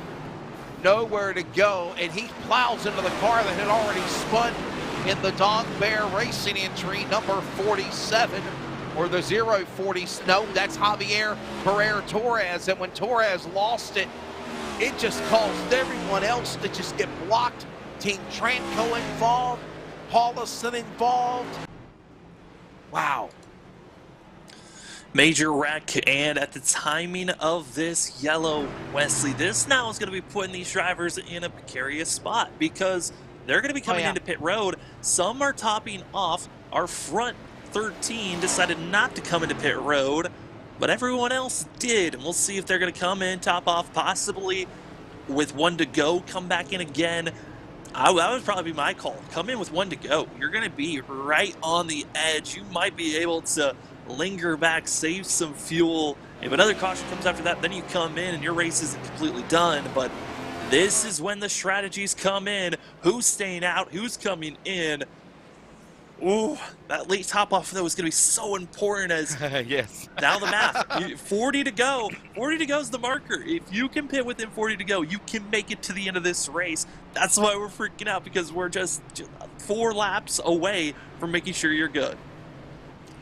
40 laps to go, by the way, is also 400 miles completed. We're closing up on 400 miles. We're on lap 157.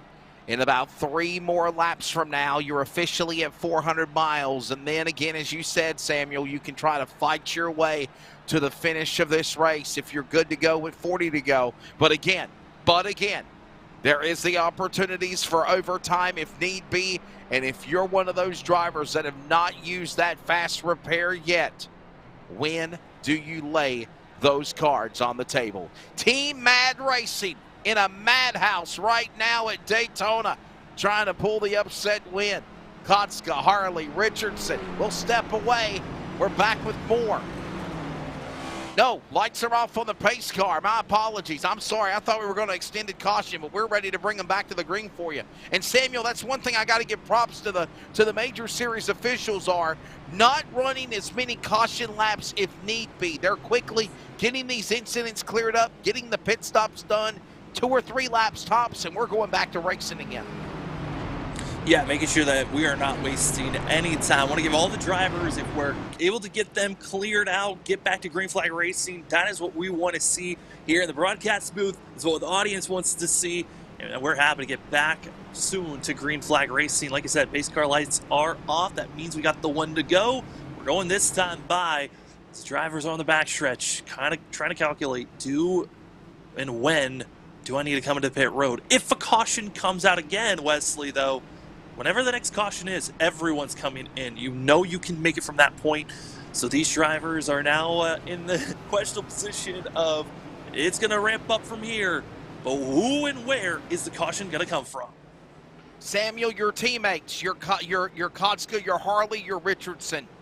But when does the teammates go out the window and you become the one to try to win this race to represent Team Mad Racing or whoever else has got a shot? It's right here, white flag out of turn 4. That's when it doesn't matter if your teammates or not. That's when you go for the win. So you draft as much as you can until there's no time left, and that's when that white flag, that, by the way, CRN1 to go, awaits in less than 42 laps. Back underway, green flag in Daytona in the Major Series 500. Back to speed, inside lane, 5-6 cars in a pack from Kotska. McSperrin on back, and now they go single file up the hill behind the top 10, door to door off the super stretch off 2. Worst case scenario, Wesley, you've got 5 teammates in line. There's nothing that the rest of the field can really do unless you can get other teammates that want to work with one another. That outside groove, they're way too far back. Everyone's playing it nice, and you can still tell there's drivers that want to take it still conservatively. They don't want to get up there, get too racy. But man, you know, at some point here in the next 5 to 20 laps, these drivers are going to just ramp up at some moment. It is going to be constant side-by-side racing. And Wesley, that's what we're waiting for, is when does that finally click for the rest of the field? And Samuel, something else that's not happened in this race as we approach 400 miles complete, 100 miles to go. 3 and 4 wide racing has not taken place. Yeah, there's been a couple of times they go 2 by 2. They might stick it 3 wide and you want to be in the meat and the sandwich. But other than that, as we go on board with the battle cam on the upper left, that's the 51, Jerry Isaac, and look at that hornet's nest, that snake's patch. Those hungry virtual warlords coming after him. They're coming after him there. We got cars flying through the air. One flew through the air behind the back of the onboard camera. Caution is out. You saw the camera. You saw from the camera the car just fly through the air, Samuel. And we've got trouble. Caution out with 100 miles remaining. 40 laps to go. Ernie Ludwig in the 26 was that driver that went sky high. And Ludwig, I mean, you got to be feeling back for some of these drivers because the drivers that are further back, they don't have faster gears. They've already used it. And the 26 is going to be one of those drivers. Impatience kicks in. You see it. There's the flip into the air. Oh, my goodness. I just saw a car fly through the air. And it is that number 26. A couple of other cars get battled and tore up into the apex of the corner. It's Ernie Ludwig. We're going to go on board with him now. I know it's coming. Extended replay thanks to Holtz Poppers. Oh, yeah. This is going to be from the hood. From the front window visor of Ernie Ludwig. My goodness. Look at PC Power up on the inside. Those teammates starting to come to the pack. PC Racer, if you will, and then listen to this. Listen and watch. Samuel, that looked like something that happened to King on the back straightaway. He's in his own world. The next thing you know, you're turned every which way but loose. It's lyrics to a song, but this is what happened to 2 drivers now out of nowhere. Yeah, just showing in a blink of an eye, your race could be just done. You're not racing for the Daytona 500 for the Major Series anymore. And for that of Ernie Ludwig, he's going to be out of this thing. And you got to be feeling for that 26. was putting himself in a good position, but just wrong time, wrong moment. And now the race is officially done for the 26. Going to be a DNF. Already has left the race. Again, all the drivers were given fast repairs, but Wesley, at this point, 162 laps in, we've had multiple yellows coming out. We've had 3 or 4 major incidences where it was more than just 4 drivers involved. Those fast repairs are gone. That safety net's gone. So if you get caught up in another wreck, you could be just like Ernie and calling it a day. And I told you, my friend, as we approach 400 miles, the final 40 laps of this race, get ready to have that yellow flag handy, flagman, because that's exactly what's happened as they're bunched up again. And guys that are going to pit are the ones that are going to get just caught up in that accident, take the fast repair. Obviously, the waiver round's going to be offered if there's cars multiple laps down or at least a lap down that decided not to pit and want to get back on the lead lap. But is it a mad racing kind of 500 this year, Samuel? It seems like since after halfway, besides what Kotska did, by the way, Kotska, part of mad racing, it's been mad sim racing up in the front, at least in the top 5 or more, since we've got past halfway in this event. And I'm wondering when you guys that are your teammates are going to say, all right, man, this is it. I've helped you all I am. Now I'm trying to win this thing, and you know, this, what it will be is what it will be. Yeah, I mean, for the mad racing, I mean, I got to say, these drivers have been dominating this race. They've only, I think, only about 15 to 20 laps. They haven't been leading. It has been that dominant all night long. But there's been some teams that have been lingering back, and now because they have to make the surge forward, they're being caught up in messes like that of No Vengeance Motorsports. We haven't really, I mean, we've noted on them, the red and black, that of the Forge PC Racer. We've noted on that team, but they've been kind of stuck in 8th and 9th position. They have not been able to really surge past those spots. I'm wondering when they're going to get in line and be able to start making their moves forward. But it has been all that of mad sim racing all night long. The rest of the teams have done their best. We saw that of, you know, right now in 5th place at 22 of Jason Spartan, he's been the biggest mover right now, part of that Howler Racing team. And he's been the only one that's really been knocking on the door, and it's just need a little bit of assistance, but who knows? Might get it from that Mickey behind him or even all the others. Samuel, I said, let's give you your top 25. I was thinking that, and a matter of fact, there's only 25 cars on the lead lap as they make their way back to the Geico restart zone at Daytona for the restart. Andrew Kotska leads. Vince Harley is 2nd. Cody Richardson 3rd. Jerry Isaac is 4th. And Jason McSparrow in the top 5. Colby Tucker is 6th. Murphy Nichols 7th. Andrew Mickey is 8th. Spencer Todd 9th. Maurice Gomillion, the pole car, is into 10th, followed by Rob Deloach, Greg McKinney, Rob Courtney, halfway through the top 25 in the 13. I think we'll get to the rest of them once we get green, because it's time to go green. Yeah. Base cars off, Wesley. It's go time. I lost track of where we were. Green back out. Daytona, pick your poison. Who's going to win the Major Series round 2? Under 40 to go with 36 remaining next time by. They come to speed. Kotska, he's got friends, but how long will it be? Harley, Richardson, black cars, top 3. Mad cars as well in the white pack there in 4 and 5. They're all from Mad Sim Racing. Who is going to step out of line? Honestly, it's still too early. Honestly, Samuel, if you think about it, we got 36 laps to go. It's still, you might want to knock off some more laps here. Maybe let's get back in the pack. Let's get back in line. Let's knock some more laps out here. Let's not make a caution flag fiesta out of the deal. Oh, absolutely. And we're starting to see some drivers that are actually slowly making the charge forward that have been kind of waiting and looming. I mean, we're seeing up front, it is all that Mad Sim Racing. You got that Akasha as well as Harley, front 2, Richards, and 3rd. They're all just running their own lane. They feel comfortable and calm because they've got Isaacs and also Tucker that can defend and block. Mickey, Murphy, and Gomillion. That is going to be 6th, 7th, and 8th. Those are going to be the 3 drivers. If they make any type of move to go high, the rest of the field, they've got to make a decision. Do you go with them because you know that if you get enough drivers on the outside lane, you can make that surge forward? But it seems like we're going back to the classic way that these drivers would be running super speedways. Before the most recent update, stay single filed out up front, And if you try to make a move, well, too bad. No one's going to follow you. We're just going to steal that spot on the inside as they're still side by side in the tail end of this lead pack. So the top 13 cars or so stay single file, snake their way back up the bank and into 1 and 2. And then you start to see a resurgence of 2x2 racing led by the inside lanes. A PC Racer hooked up on the outside lane. Also, you got Traco coming up through the pack and more. Drivers, teammates starting to work and fizzle their way. Relationships will dissolve. Who's going to win at Daytona? Closing in. Look at them right there, 2x2x2x2x2. Like they're behind the pace car at full song and working their way back around 4.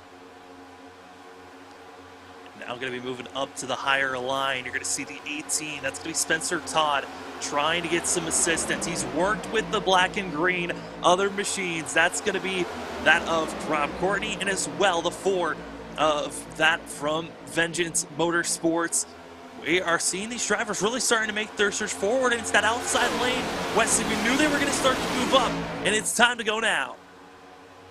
You've got Dark Tempest Motorsports. You've got Dog Bear Gold, Dog Bear White, Donkey Boy Racing, High Class, Howler Racing, Hyper Sport, Independent, Kinetic, Mad Sim Racing, Warrior Racing, Vengeance, and more as they work their way coming off of turn number 4. You see that right now.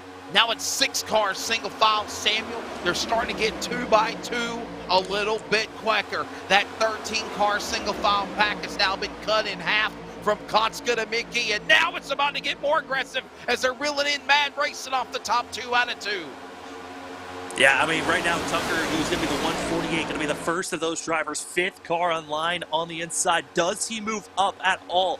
Who's going to make the defensive line? You know, one of the drivers is going to have to move up, try to be the lead driver. So you know that Mad Sims Racing is at least leading. You're got to be figuring out these game plans, but right now, stalling out once again is going to be the drivers on the outside. Spencer Todd, 6th and 7th place. It's where they've been, and they cannot get going. They're going to be a little bit of a chain reaction. Wesley, maybe the big one's not done yet. Boy, the Team High Class 4, did you see him weasel and just pull in front of everybody to try to fight for that spot? Well, that goes, oh, they're in the wall. Oh, Trouble. boy. They're in the wall. You knew it was bound to happen, and it is the 2 car. Oh, no. And that's the 2nd or 3rd time that car's been all tore up. Can you say done? Man, what a problem. Nathan Medina Samuel, if you remember, he was involved in the accident earlier in the race, had a fast repair, unless he tried to wing it till now. And look at this right in front of him. And then Medina, I think, got aggressive and wanted to return the favor, and that's what's happened here. Look at this going to turn 1.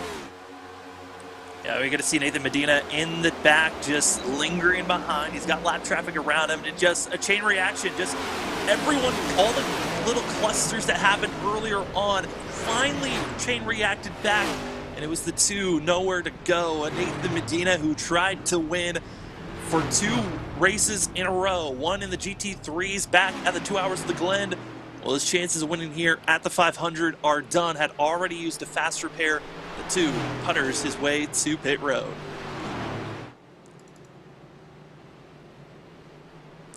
Oh, my goodness, man. 30 laps to go. Can we take a break? My goodness, we got it's about to get wild. Settle in. We're going to go take a break here. I don't think anybody's pitting Samuel. I just think it's about to get even more crazier to decide round 2 of the Major Series. You're watching coverage of iRacing on LSRTV, the Majors Garage Daytona 500, presented by LSRTV. More from the World Center of Racing when we come back. It's shootout time next. An automobile purchase shouldn't be hard. The hardest part for the consumer in the whole process should be selecting the vehicle. We have the online credit application. We can bring the car to you to see it, to test drive it, to deliver it. We have all the tools in place, and we've had them in place for a long time. I just think now we've perfected it. It's become part of our culture. We've, kind of taken it to the next level. It is easy, and it should be easy, and it should be fun, and it shouldn't take a whole lot of time. Hey, it's Wesley Outlet on the set of the Bull Ring on Speed 51 TV, but I also want to remind everybody that you can keep up with coverage of esports with the Northwest Cup and Truck Series, the American iRacing League, S&B Cup Series, and so much more on your home for sim racing, LSRTV. Of course, remember, you can watch it and then you can listen to it on CRN, the community radio network at wearecrn.com. Check us out when you can. This is our series, So many different pieces that you have to watch out for. where the stakes are always higher, $300,000. where virtual meets reality, How bad do you want it? They're wasting no time getting at it. where the best thrive and the flawless win. This is the eNASCAR Coca-Cola iRacing Series.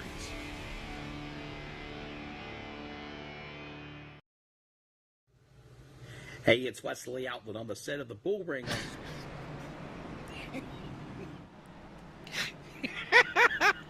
He just wanted to show me again. By the way, today's Wesley Outlet has got a beard and goatee, not babyface Wesley. That was done back in the summer of 2021. So a more hairier Wesley now in the broadcast. Welcome back. And again, I am Wesley Outlet, Samuel Dyer alongside, and we welcome you back to our coverage. Samuel, under 30 laps to go. Boy, oh boy. Man, this has been a good one. This has been an entertaining race. And honestly, down the stretch as it is, this honestly is what everybody's ready to see. Oh man, we've been waiting for this. This is crunch time for half the field. They came in topped up with fuel, got any repairs that was very much needed.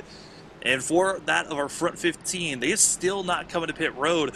There are some drivers I'm going to be concerned about for fuel moving forward. But Wesley, we've had so many yellows and cautions come out. I think these drivers are feeling pretty confident that they have saved enough to make it all the way to the end.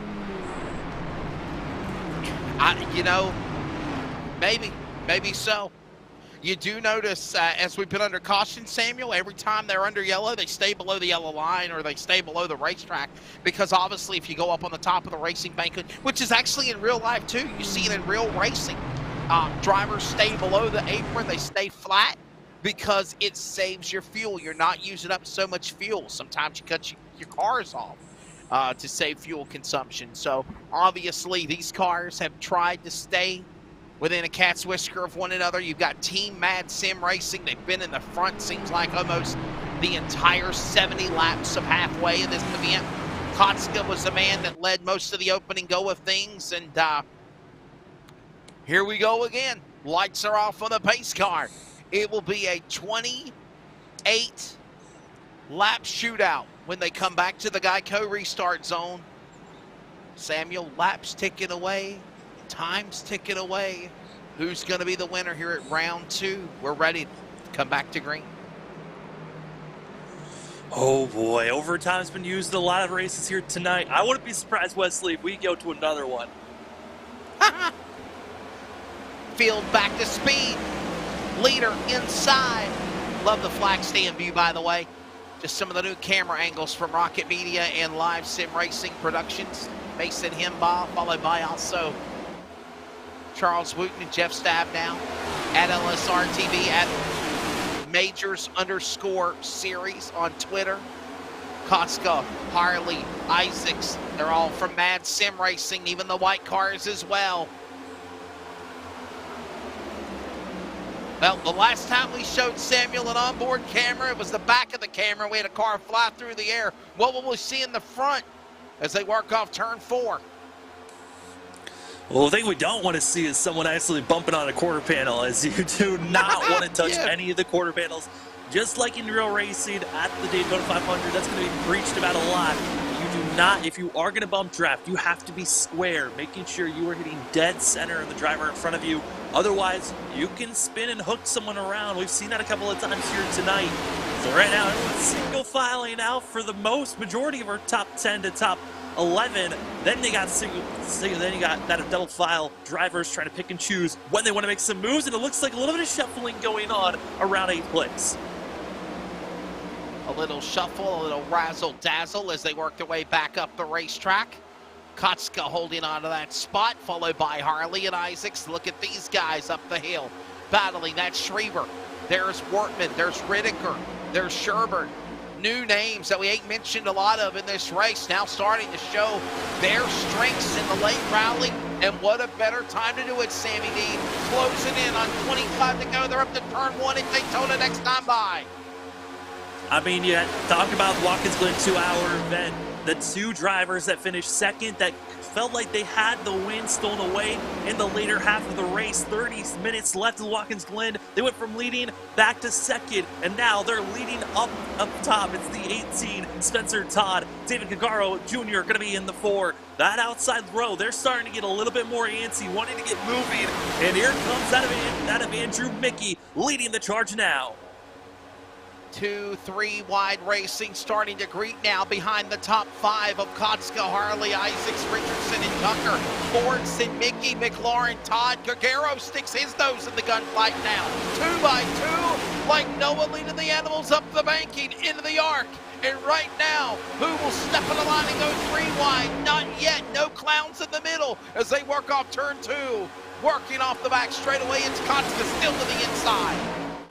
That's already a major move up. The outside groove is now moved up to fit. They've been stalling out around 6 and 7 so often, and they have not been able to really make any passes moving forward, as we're seeing on the ride-along, getting a sense of what it's like from Colby Tucker's point of view. Just side by side, you're going to see these drivers get closer and closer. They're going to side draft, try to rub off one another, which is going to be the cause and maybe potentially calamity, as the drivers now have less than 25 laps to go. More side drafting going on, more bump drafting, that tandem drafting, and teammates still intact, but how for long? New cars coming to the front. Howler Racing, Tranco, PC Racer, just some of the names as it's getting good at Daytona. Working lap 177, what a flyby to the back straightaway as they work outside lane trying to get started. Finally, outside lane. Can't catch the top 5 yet. They still stay nestled down, snaking to the inside as the outside groove. Mickey trying to get something going. No one else pulling out yet. They go to the outside. Leaders. Boy, Samuel, did you see that burst of speed the outside lane got? It might be starting to see a change into the guard because cloud cover is steadily in over the virtual world center of racing. That might change the handling and setup on lap 178. It's been a lot of fluctuation with the weather. So much cloud cover has been giving us tons of sunshine at one moment, then just seems like we're racing at night in others. But right now, Andrew Mickey's feeling comfortable, but the side drafting that's going on, he's getting too close for my liking.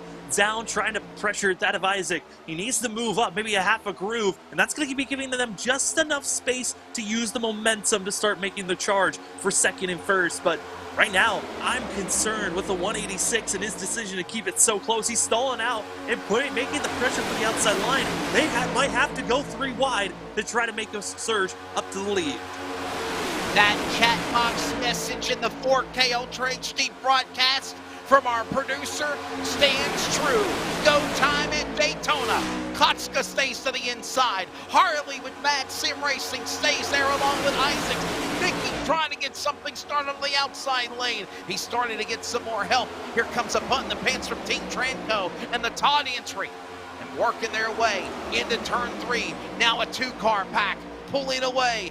Lap car down to the inside, closing in on 20 to go next time by. More cars up the hill, down the hill, back of the hill. Someone, anyone, got anything for Team Mad Racing? 20 to go, ready, around.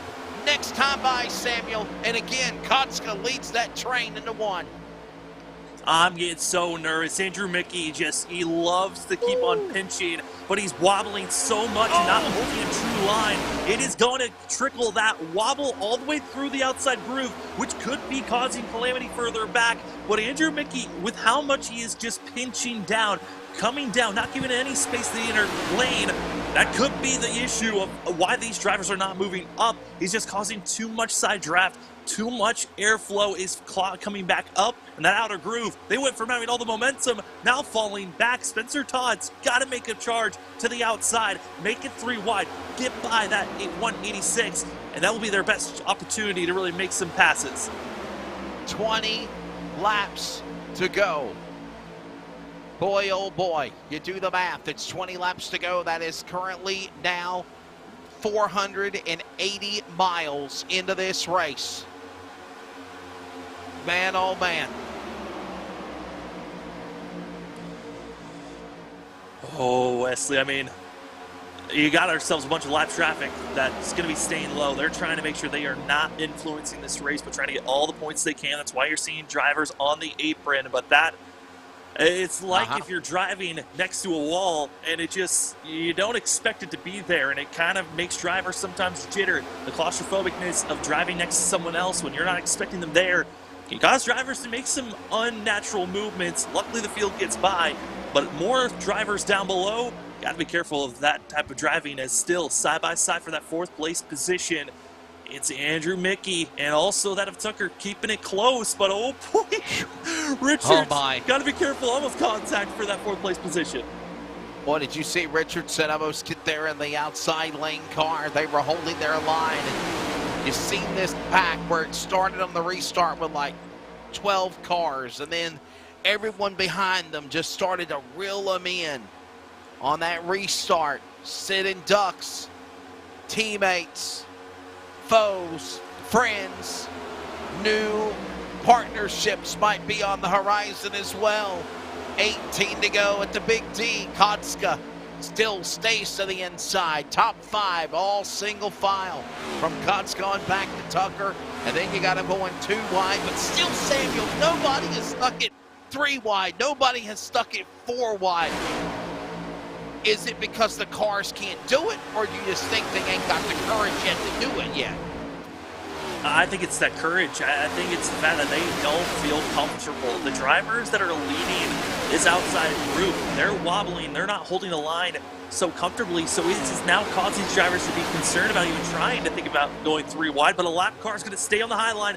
Here we go. This is when drama fills. It's going to be that of Torres on the outside. Going to force them 3 wide. This is the danger zone, Wesley. We've seen this before. Will we see a wreck happen? 17 laps to go. Kotska, Harley, Isaac Richardson.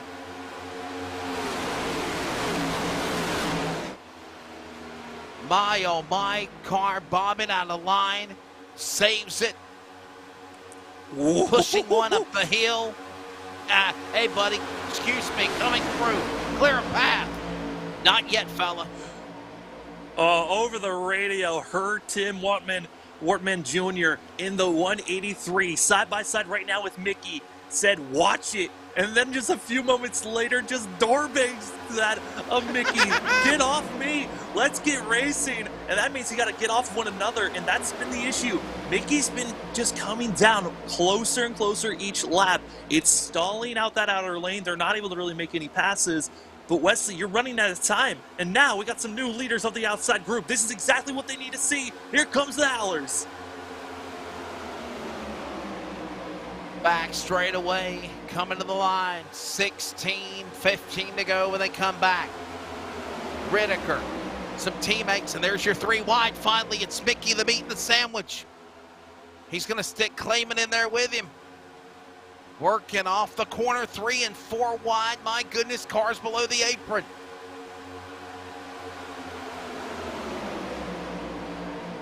Man, that outside lane, I just don't feel comfortable watching it. Just the moves they're trying to make to work with one another. You got to get in line, stay stable, and start pushing one another. But the laps ticking away, 15 laps to go, Wesley. That outside lane, yes, they can get lined up, but it takes about 4 to 5 laps for these drivers, if they're back to 10th, to really get that momentum to start moving forward. So if they don't get in line here in the next 10 laps and start moving, their chances of winning this race might not be there anymore, as right now it's going to be that of Jeremy Morris that leads the outer groove, but he's getting shoved right now by Mickey.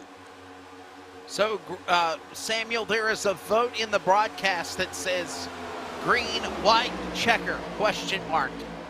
Nobody has said no. Everybody has said yes. And obviously someone says someone can't do math.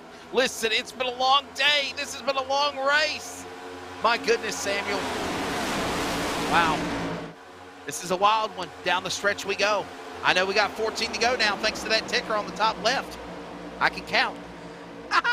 I mean, it's one of those things, right, where if we are going to go to green, white, checker, the yellow has to wave either on lap 5 or coming to lap 5 or within those final 5 laps. If we get a caution during that time, then we go to overtime. It's happened multiple times here tonight.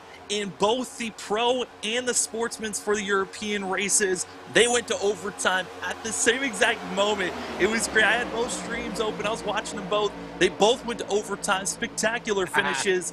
But here tonight, I wouldn't be surprised if we go to overtime as well, even though I don't know who can beat really the mean sim racing team, because they have just been on fire here tonight. Certainly has, and man, this has been a good one. It's been a good race. It's been a fun time. I've enjoyed it.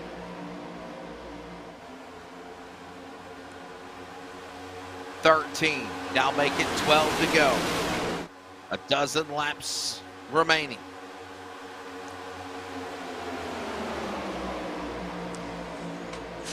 I mean, Wesley, I think the one team we haven't really talked about, there's 4 of them left. They just have not gotten in line together. That's got to be, watch out for the Forge PC Racer Sports 1 team. They are still looming back around that 15th, 16th position. They might be thinking the same thing that we are. Damage, there could be a lot of it. There could be another big one putting us into an overtime attempt. So stay back. Let everyone else take out their races, because right now, watching these drivers up front, it's going to be that of Harley as well as that of Morris, and also Mickey, that have already used their fast repair, and Clayman, who's up in the top 8. But then everyone from 11th on back has practically used their fast repair. So there is a lot of drivers out here that are thinking, don't get yourself in trouble, but here it comes. It's the surge, Wesley. Closing in on 10 laps to go. Next time around.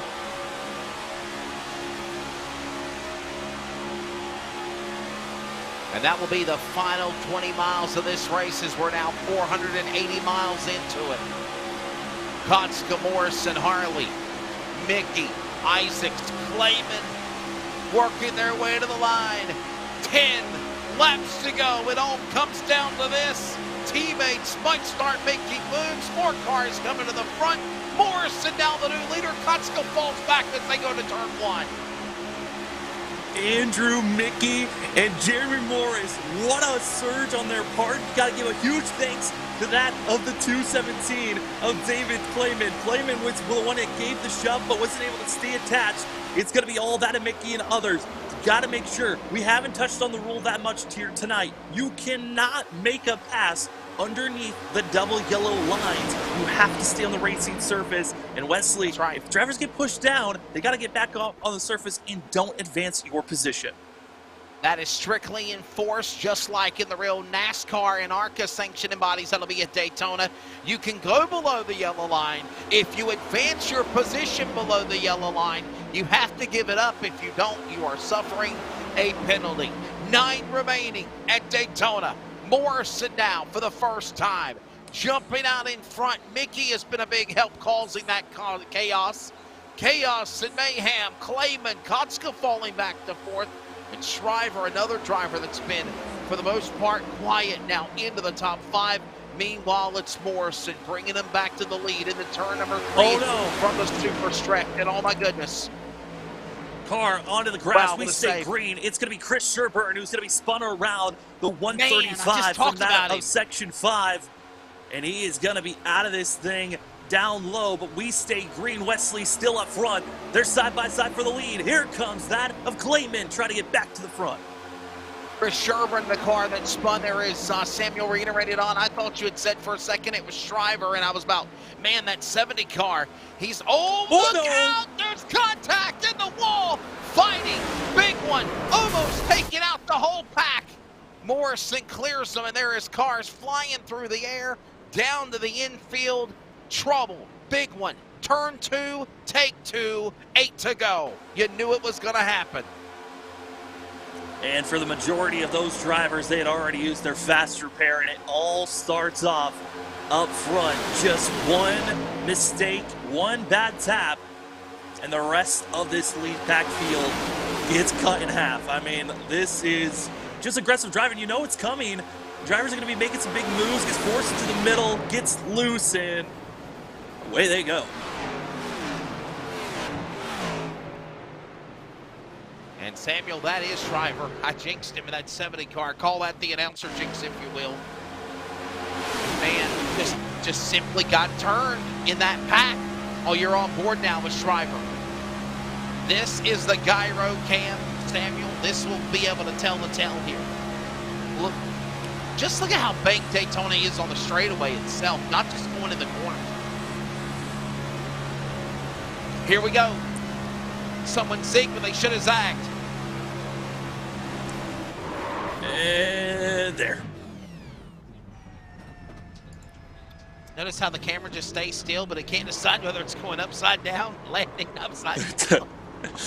Oh, Every single time they go up, they go flip, and gyro cam is just like, what do I do? Oh man. Well, so the yellow flag Samuel, waved with 8 to go.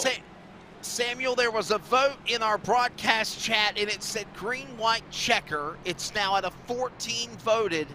64 say yes, 64 64% say yes, 36% now say no. And mind you, 6 laps to go now at Daytona.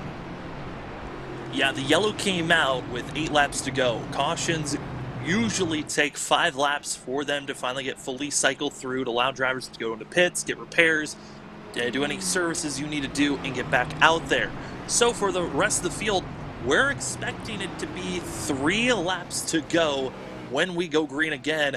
And Wesley, that puts us in a pretty tricky spot, because that means these drivers, if we decide to stay green, it's going to be a great 3-lap shootout to finish out the Daytona 500 for the Major Series.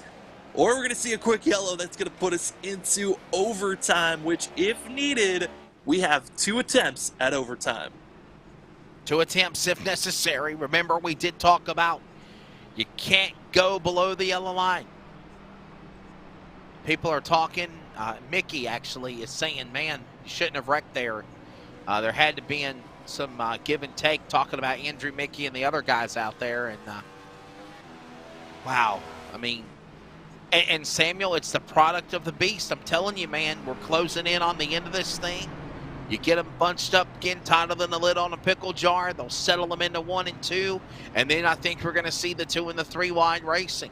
I know it's been all Mad Sim racing for most of the way, but now we're seeing Howler racing out in front. And how about that 75 of Jeremy Morrison for Howler racing, the top man. And mind you, yeah, Samuel, he had some help. He had Mickey help him get around. Oh man, now is also the question of who's going to stay out with damage, because there's a lot of drivers that have already used their fast repairs, so they're going to be heavily damaged. And one of those is currently, going to be up in that of one of our front runners in 5th place, the 64. Rob Courtney, going to be a driver with no front clip and is still out there on track. So 64, who has ran out there with a damaged vehicle. We'll see how much slower, because he doesn't have a front clip, and that rear end is also ripped apart. So this is going to be a dramatic just restart in general, where Morris, who is our leader on the inside, is going to be practically surrounded, as Mickey, we'll see if he can get a good timing on this restart. But Wesley, this is going to be the restart that either gets us to overtime, or we race it to the finale of the Daytona 500. You know, those black, blue, and orange cars, Samuel, we had somebody in the chat box earlier say something about Howler Racing, and we had the incident where one of the Howler Racing cars went flying through the air. But here's the thing. They said, give it time. We'll be back up there. Well, guess what? At the right time, 5 to go. Howler Racing has now 2 cars in the top 6. We'll get ready to come back to the Geico restart zone, and it'll be a 4-lap shootout. So again, if caution was to fall any time within the finish of the race distance, we're going to go to overtime. 2 attempts if necessary. We'll go over the 4-1-1 rigmarole of the green-white checker format if need be. But right now, we're ready to settle it here in the original format distance of the Major Series Round 2, the Daytona 500, presented by Majors Garage and LSRTV. Your home for sim racing. Pace cars in, 4 to go. Lap cars in behind the pit lane. And green flag, Richardson, Morrison, they all pull away. Kotska behind them. Mickey gets a shot. Here comes Harley. McSperrin, now they flip-flop those spots going to turn number 1 with 4 to go. And this is going to be all right for that of Morris. He's going to be up front. It's going to be about 4 cars. There are going to be 5 cars this evening. They're going to be this lead group. Then you've also got that of David Gagaro, who's going to be joining into the fray. But it's all the drivers from 7th on back. Watch out for the big run, because it's going to be that of the Forge PC Racer. They're going to be on the outside, and they finally are going to be showing their teeth coming through 3 and 4. Mad Howler coming off turn 4, 3 laps to go. Andrew Mickey now climbing up the hill. He's there to 3rd. They're going to go start. Oh, here we go. Starting to throw blocks on cars. Howler Racing, nowhere to go. Mickey throw around him, around McSperrin and Go Million. 3 wide now, as right in the middle is going to be McSperrin as they go 3 to go, and they're wrecking. Trouble. Howler Racing into the fence. It started with McSperrin. A couple of their teammates got collected. Howler Racing in a shot to go to the shootout, puts us in the wall. Morrison is one of them, the guy out in front. Kotska back to the lead, Samuel. The caution is out, and we're going to overtime at Daytona. You kind of described what just happened, but watch the bright green machines. 3 of them are in a row. Those are going to be the Evolve Sim Sports Academy drivers. Somehow they sneak through all of this chaos, and you see it here. It all starts going out of the triangle into turn number 1, 3 wide, in the Kotsak into the corner, and there they go. Give the fault to PC Racer. One of the PC Racer cars just launched those cars in the middle of McSperrin and others 3 wide, and then nowhere to go. The red and black PC Racers cars coming to the front. And you watched it again. They stuck it 3 wide, coming through the tri-oval. All of a sudden, it looked like Howler Racing was coming. Morrison started to hook up, it looked like, possibly with that 22, his teammate of McSperrin. And there goes PC Racer. And look at this, 3 wide, ran up the hill, got to the passenger side. I'm wondering if that was side draft, if he, net code comes to mind. I don't want to use that word that much, but something had to have caused those guys, unless he just got into him and just ran out of room.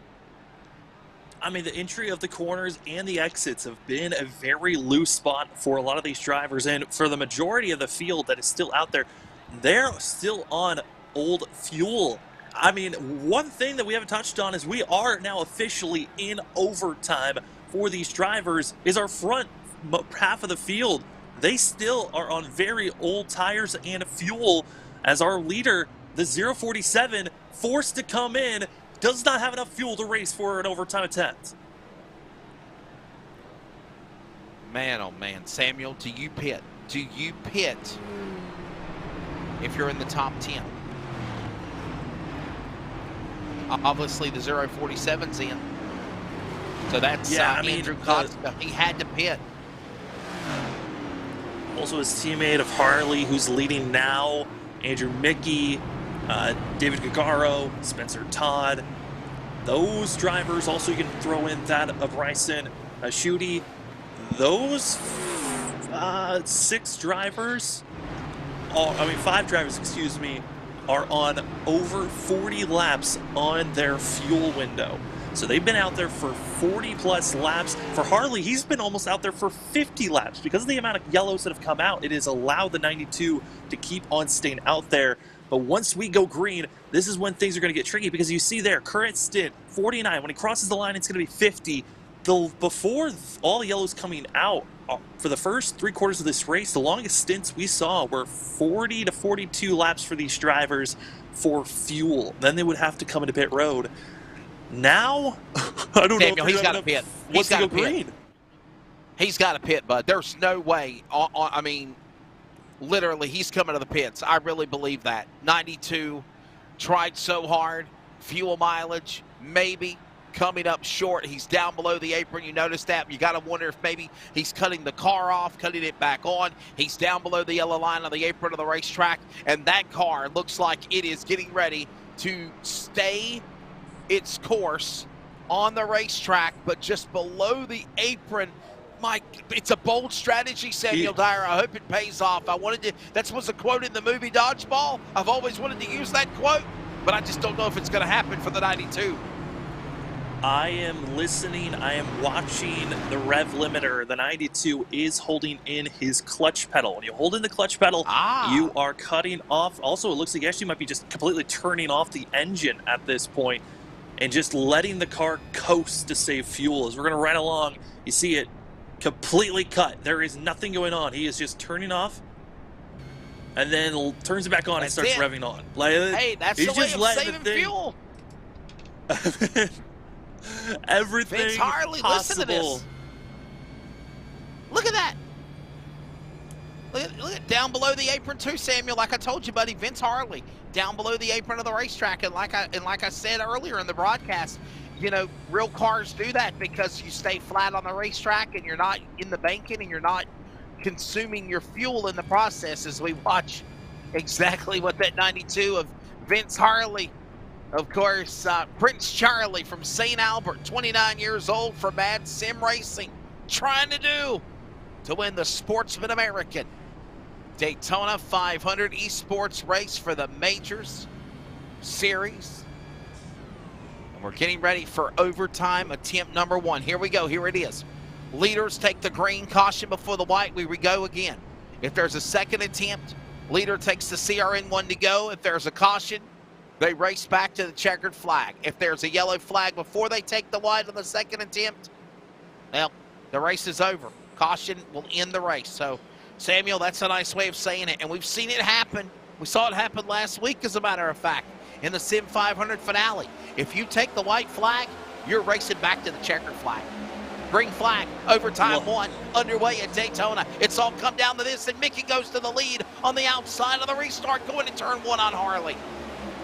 It's going to be Mickey and also Nichols with a great launch, but now the 15 is going to be stuck on the outside. No friends, no help, but he's going to be having to get a little bit of assistance. Here comes the Evolve Sim Sport Academy on the outside. You got the 18 as well as you're going to be seeing the 002. Going to be trying to work with one another, but they got to get up to speed here, Wesley. Going into turn number 3, it's all Andrew Mickey, but can he hold on? Because there's some hungry wolves behind him. Those wolves are growling, they're snarling, they're coming after him. 4 cars, single file, 2 by 2 behind him from 5th on back. Led by Horvath, Nichols, Isaacs now coming to the front. They'll work their way through the tri-oval to the CRN, 1 to go.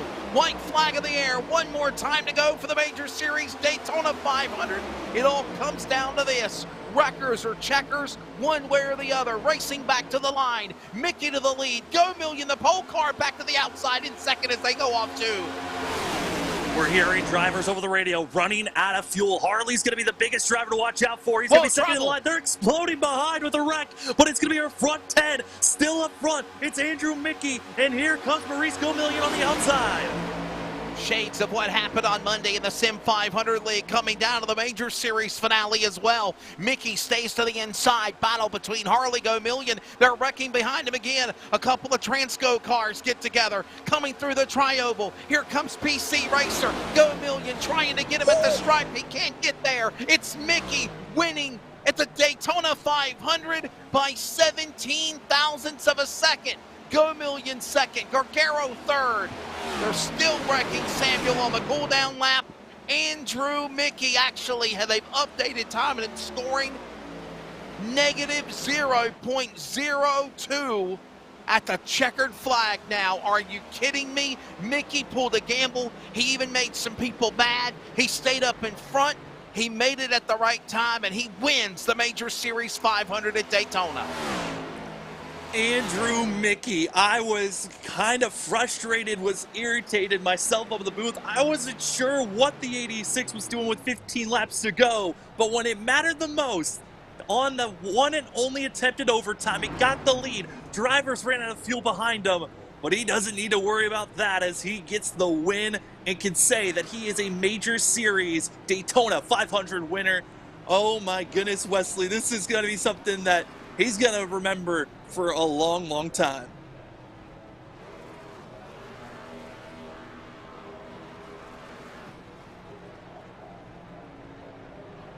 Let the celebration begin at the Virtual World Center of Racing for Andrew Mickey. Maurice Gomillion started this race on the pole. Samuel, he played possum all night long when it counted the most, just 2 1,000 shy at the checkered flag. Wow. And here is your Major Series. I'm telling you, man, here's your Major Series unofficial results. And they've updated time and scoring again. Our race scoring in front of us is showing 0.02. The unofficial race results are showing 0.07. It was close, though. Mickey Gomillion, 1 and 2. Gargario, 3rd. Jerry Isaacs, 4th. Nick Horvat, 5th. Murphy Nichols, 6th. Robert Deloach, Chris Yedio, Brian Shriver, even after wrecking earlier, coming back to finish in the top 10, Samuel, are you kidding me? And Mark Rediker, that's what that benefit of having that fast repair down at the home stretch after being caught in the big one works for you. He finishes in the top 10. It's a never give up mentality. In 11th, we find that Vince Harley, who finished out with running out of fuel, able to come across the line with the 22. Jason McSparson going to be getting 12th. In 13th, we find that of George McNeely, as well as finding in 14th Spencer Todd with Jeremy Morris, Todd Worthman Jr., as well as Bryson Schutte, Chris Sherburne, as well as Andrew Kostick, and that of Patrick Cope, finishing out your top 20. Andrew Kotzka, gotta wonder he ran out of fuel, finishes a lap down. Cody Richardson, along with Rob Courtney, Jason Lottridge, Stephen Paulison, the Northwest Sim 500 Daytona winner in 24th. David Dothwake finishing in 25th. Richard McClure, Javier Pierres Torres, he gave us a nice spill flying through the air in the bank in a 3. He finishes 4 laps down. Colby Tucker, 28th. Don Dawson, 29th. And, of course, Nathan Medina a couple of times on his lid in the deuce in the top 30.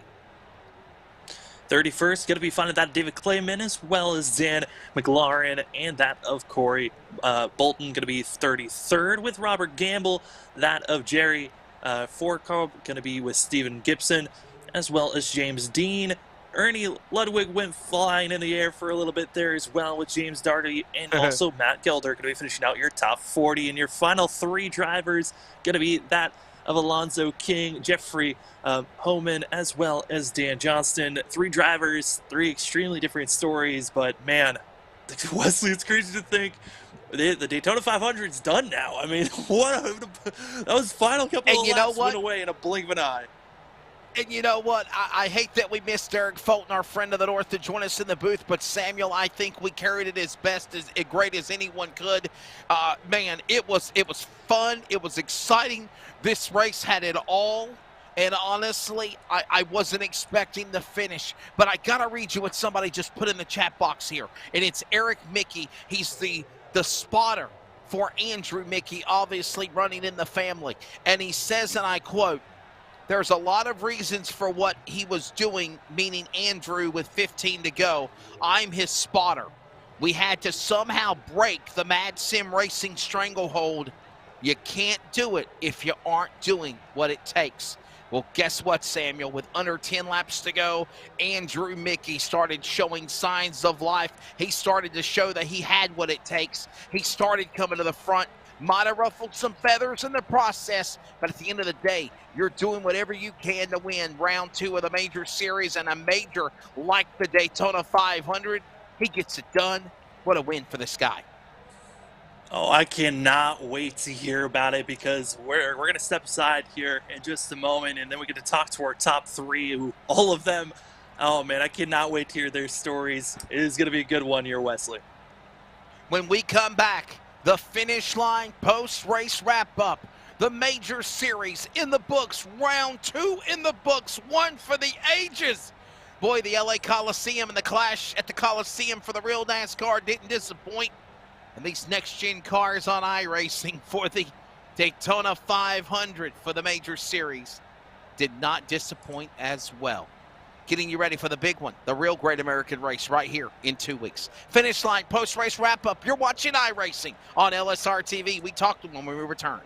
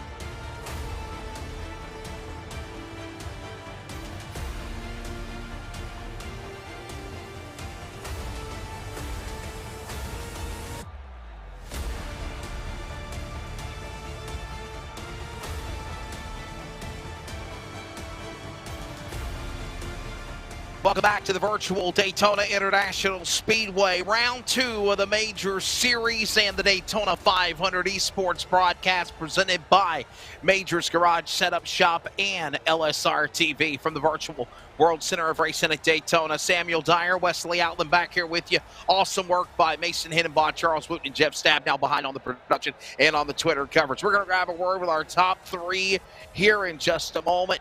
Again, what a great race, what a wild race it was. I know it was a long one, but it definitely had any and everything, and it did not disappoint. Third place, David Gargaro Jr., quiet all night long till it counted the most. You're on the podium. You're taking the wild race here at Daytona.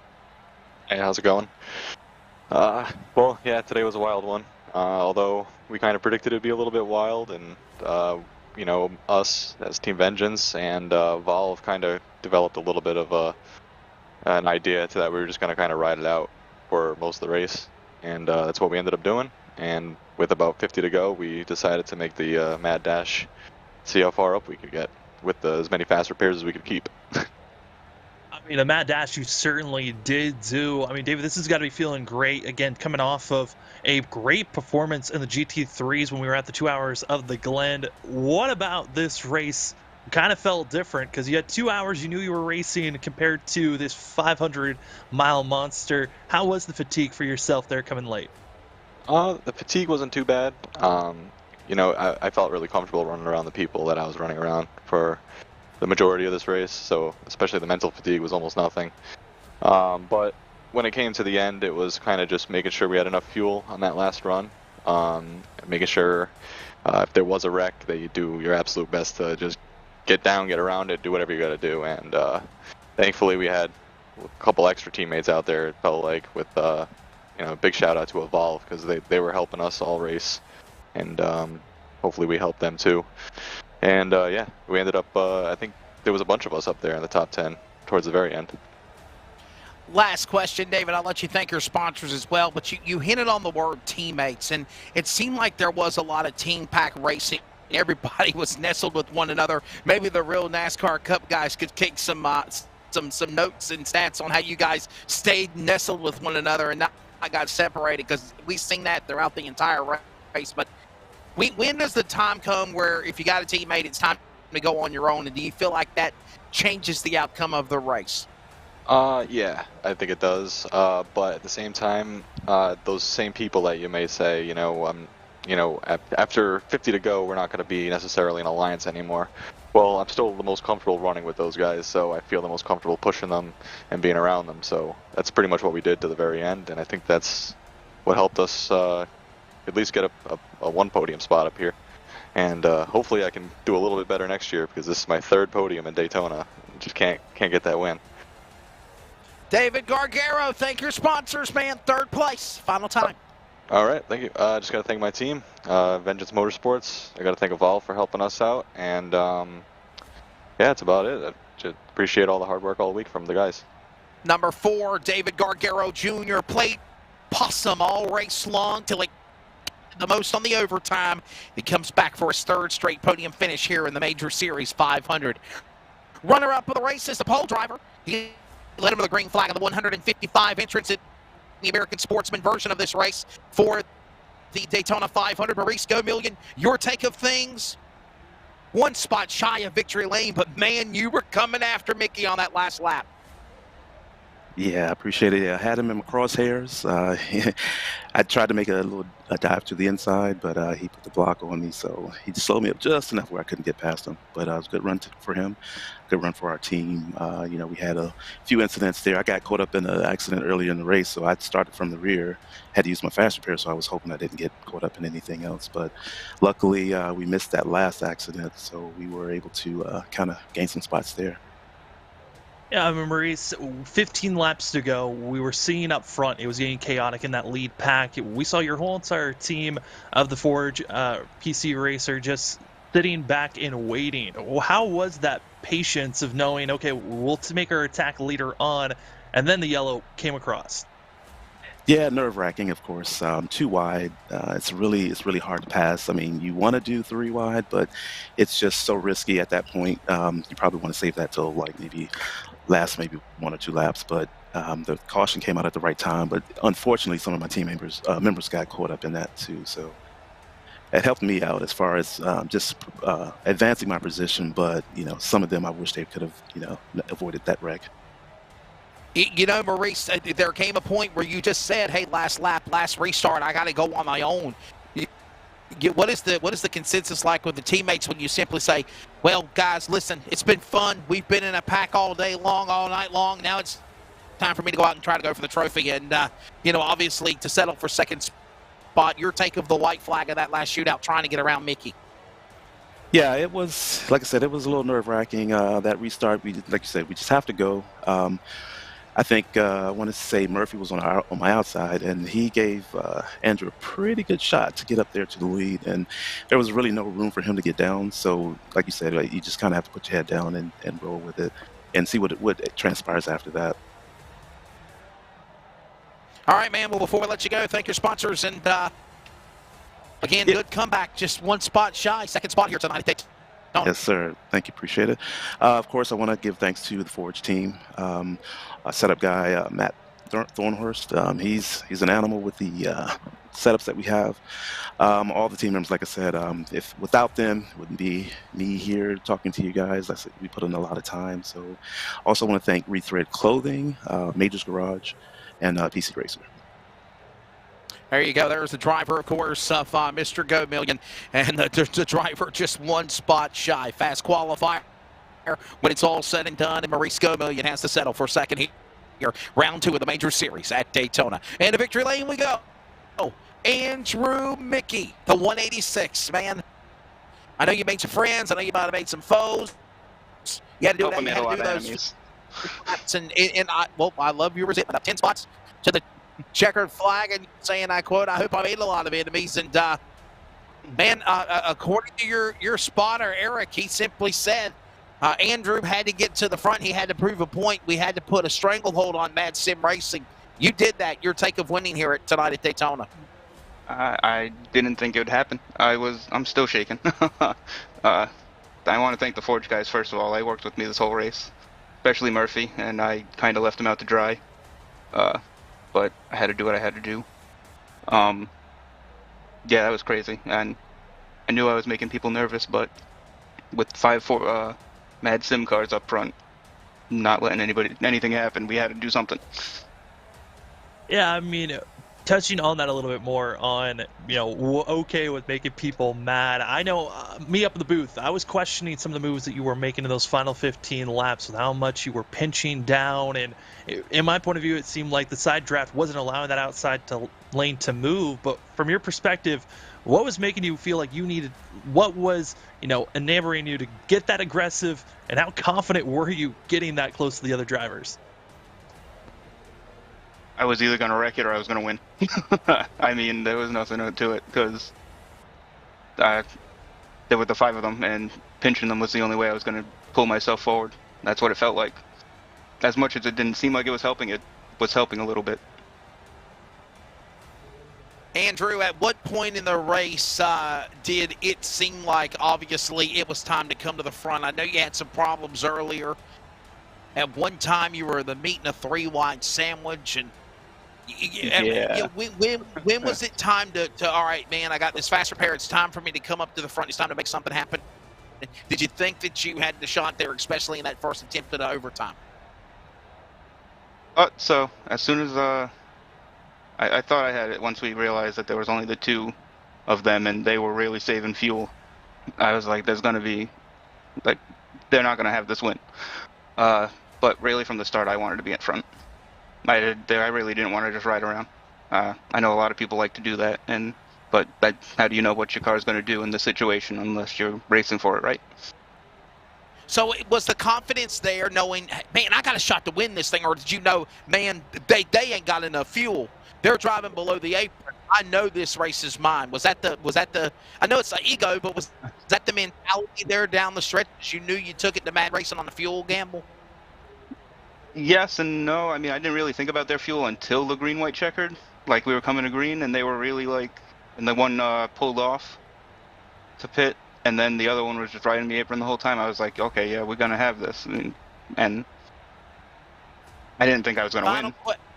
Final question. I want you to thank your sponsors as well. Me and Samuel talked about this in the broadcast all day. What's your take of the next-gen car and how it developed and updated here tonight at Daytona? I like the car. I'm not really an oval guy anymore, so the only races I do are Daytona. On the oval side, really, so I'm not going to be up front probably for any of the other ones. I don't really have any sponsors, so if anybody wants to do that for me. There you go. Andrew Mickey winning I do want to thank my brother and Forge again for working with me, and Eric for spotting me for to the win. And that's about it.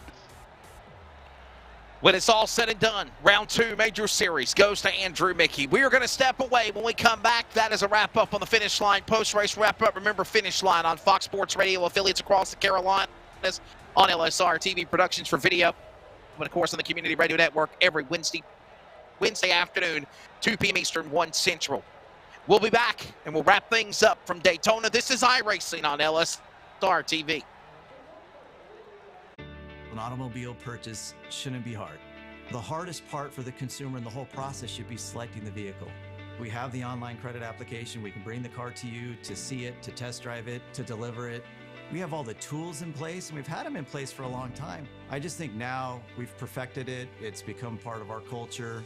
We've, kind of taken it to the next level. It is easy, and it should be easy, and it should be fun, and it shouldn't take a whole lot of time.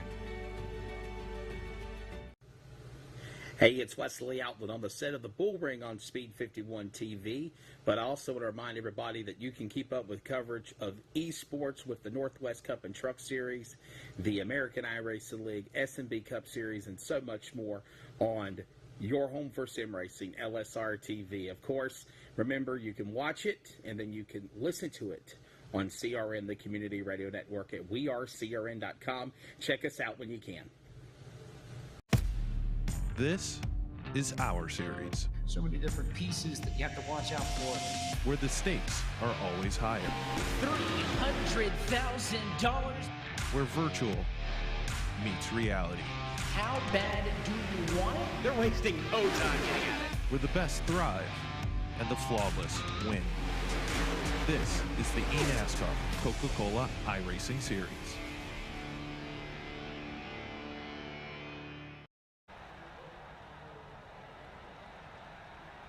Welcome back to Daytona International Speedway on iRacing. Round 2 of the major series is in the books here for the Daytona 500. Presented by, of course, Majors Garage Setup Shop and LSR TV. Samuel, Wesley Outland here with you. This race, man, your take of it, you think of these events, you think they're going to become boring, you think they're going to be long and drug out. That just wasn't the case tonight. The caution flags fell at the right time during the green flag pit stops when we thought things were going to become possibly lagging, when we thought we were going to lose the pack. Then it got really exciting just after halfway. We saw the teams tandem. We saw the single drivers trying to do what they need to do. And then obviously you saw one man, Andrew Mickey, gang up on Mad Dog Sim Racing when they had 5 cars in the top 10 to pull the upset to win here at Daytona.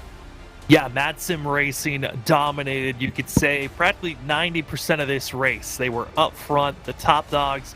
But then at the end of the race, I mean, Wesley, it's about crossing the line and being the leader when the checkered flag waves. And it's so difficult. You look through the list of drivers and where they finished. You don't see any of the Mad Sim Racing drivers anywhere close to the top 10. And it's crazy to think they were all up there for most of the race and how much it changed in a blink of an eye. But yeah, like you said, these are the major series has done such a great job here tonight, setting up each and every event that comes up in the Daytona 500, a race that, in real life would be incredible to call, but virtually for both of us to be able to call it a full race, this was such a fun one that kind of blew in a blink of an eye. I did not realize how fast it was over. Once we got to overtime, I was like, wow, this thing is almost done. I could not believe it myself, but congratulations to that of Andrew Mickey getting the victory for himself and just a solid start to the season. He got 4th at the 2 Hours of the Glen, gets the win here at the Daytona 500, and now sets up for the third round. That is going to be March 13th, where they're going to be on that of Ono Park Grand Prix, where it's going to be that of the Landau 240, where the drivers are going to be testing their skills, road course racing once again. And remember, as always, follow the Majors Series on Facebook and Instagram, as well as on Twitter at Majors_Series. Also at Majors_Garage in the setup shop as well. At LSRTV, Facebook, Twitter, and Instagram. And, of course, at iRacing on the program, too.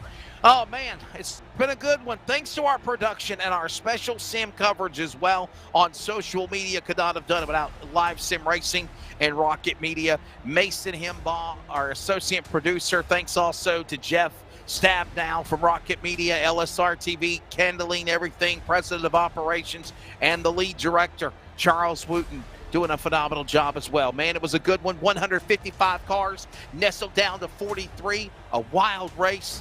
Done. Andrew Mickey winning. And here, by the way, we've got 3 different winners. Guess you had 2 different winners from Watkins Glen. Now a different winner here in this race 2. Race 3, again, as Samuel mentioned, March 13th for the Major Series. Thank you so much. Yeah, there you go. The graphics of all of our crew. It was a fun time. Derek Fulton, where are you, buddy? Wish we could have been here with him. Unfortunately, something come up. He couldn't be with us. But, Samuel, it was a great one. Everybody, thank you for watching. Don't forget the 64th running of the Great American Race from this track at the Virtual World Center of Racing at Daytona. I will be there Sunday, February 20th. You better have your tickets, because if not, you're going to have to watch it on TV or listen on radio, because it is sold out.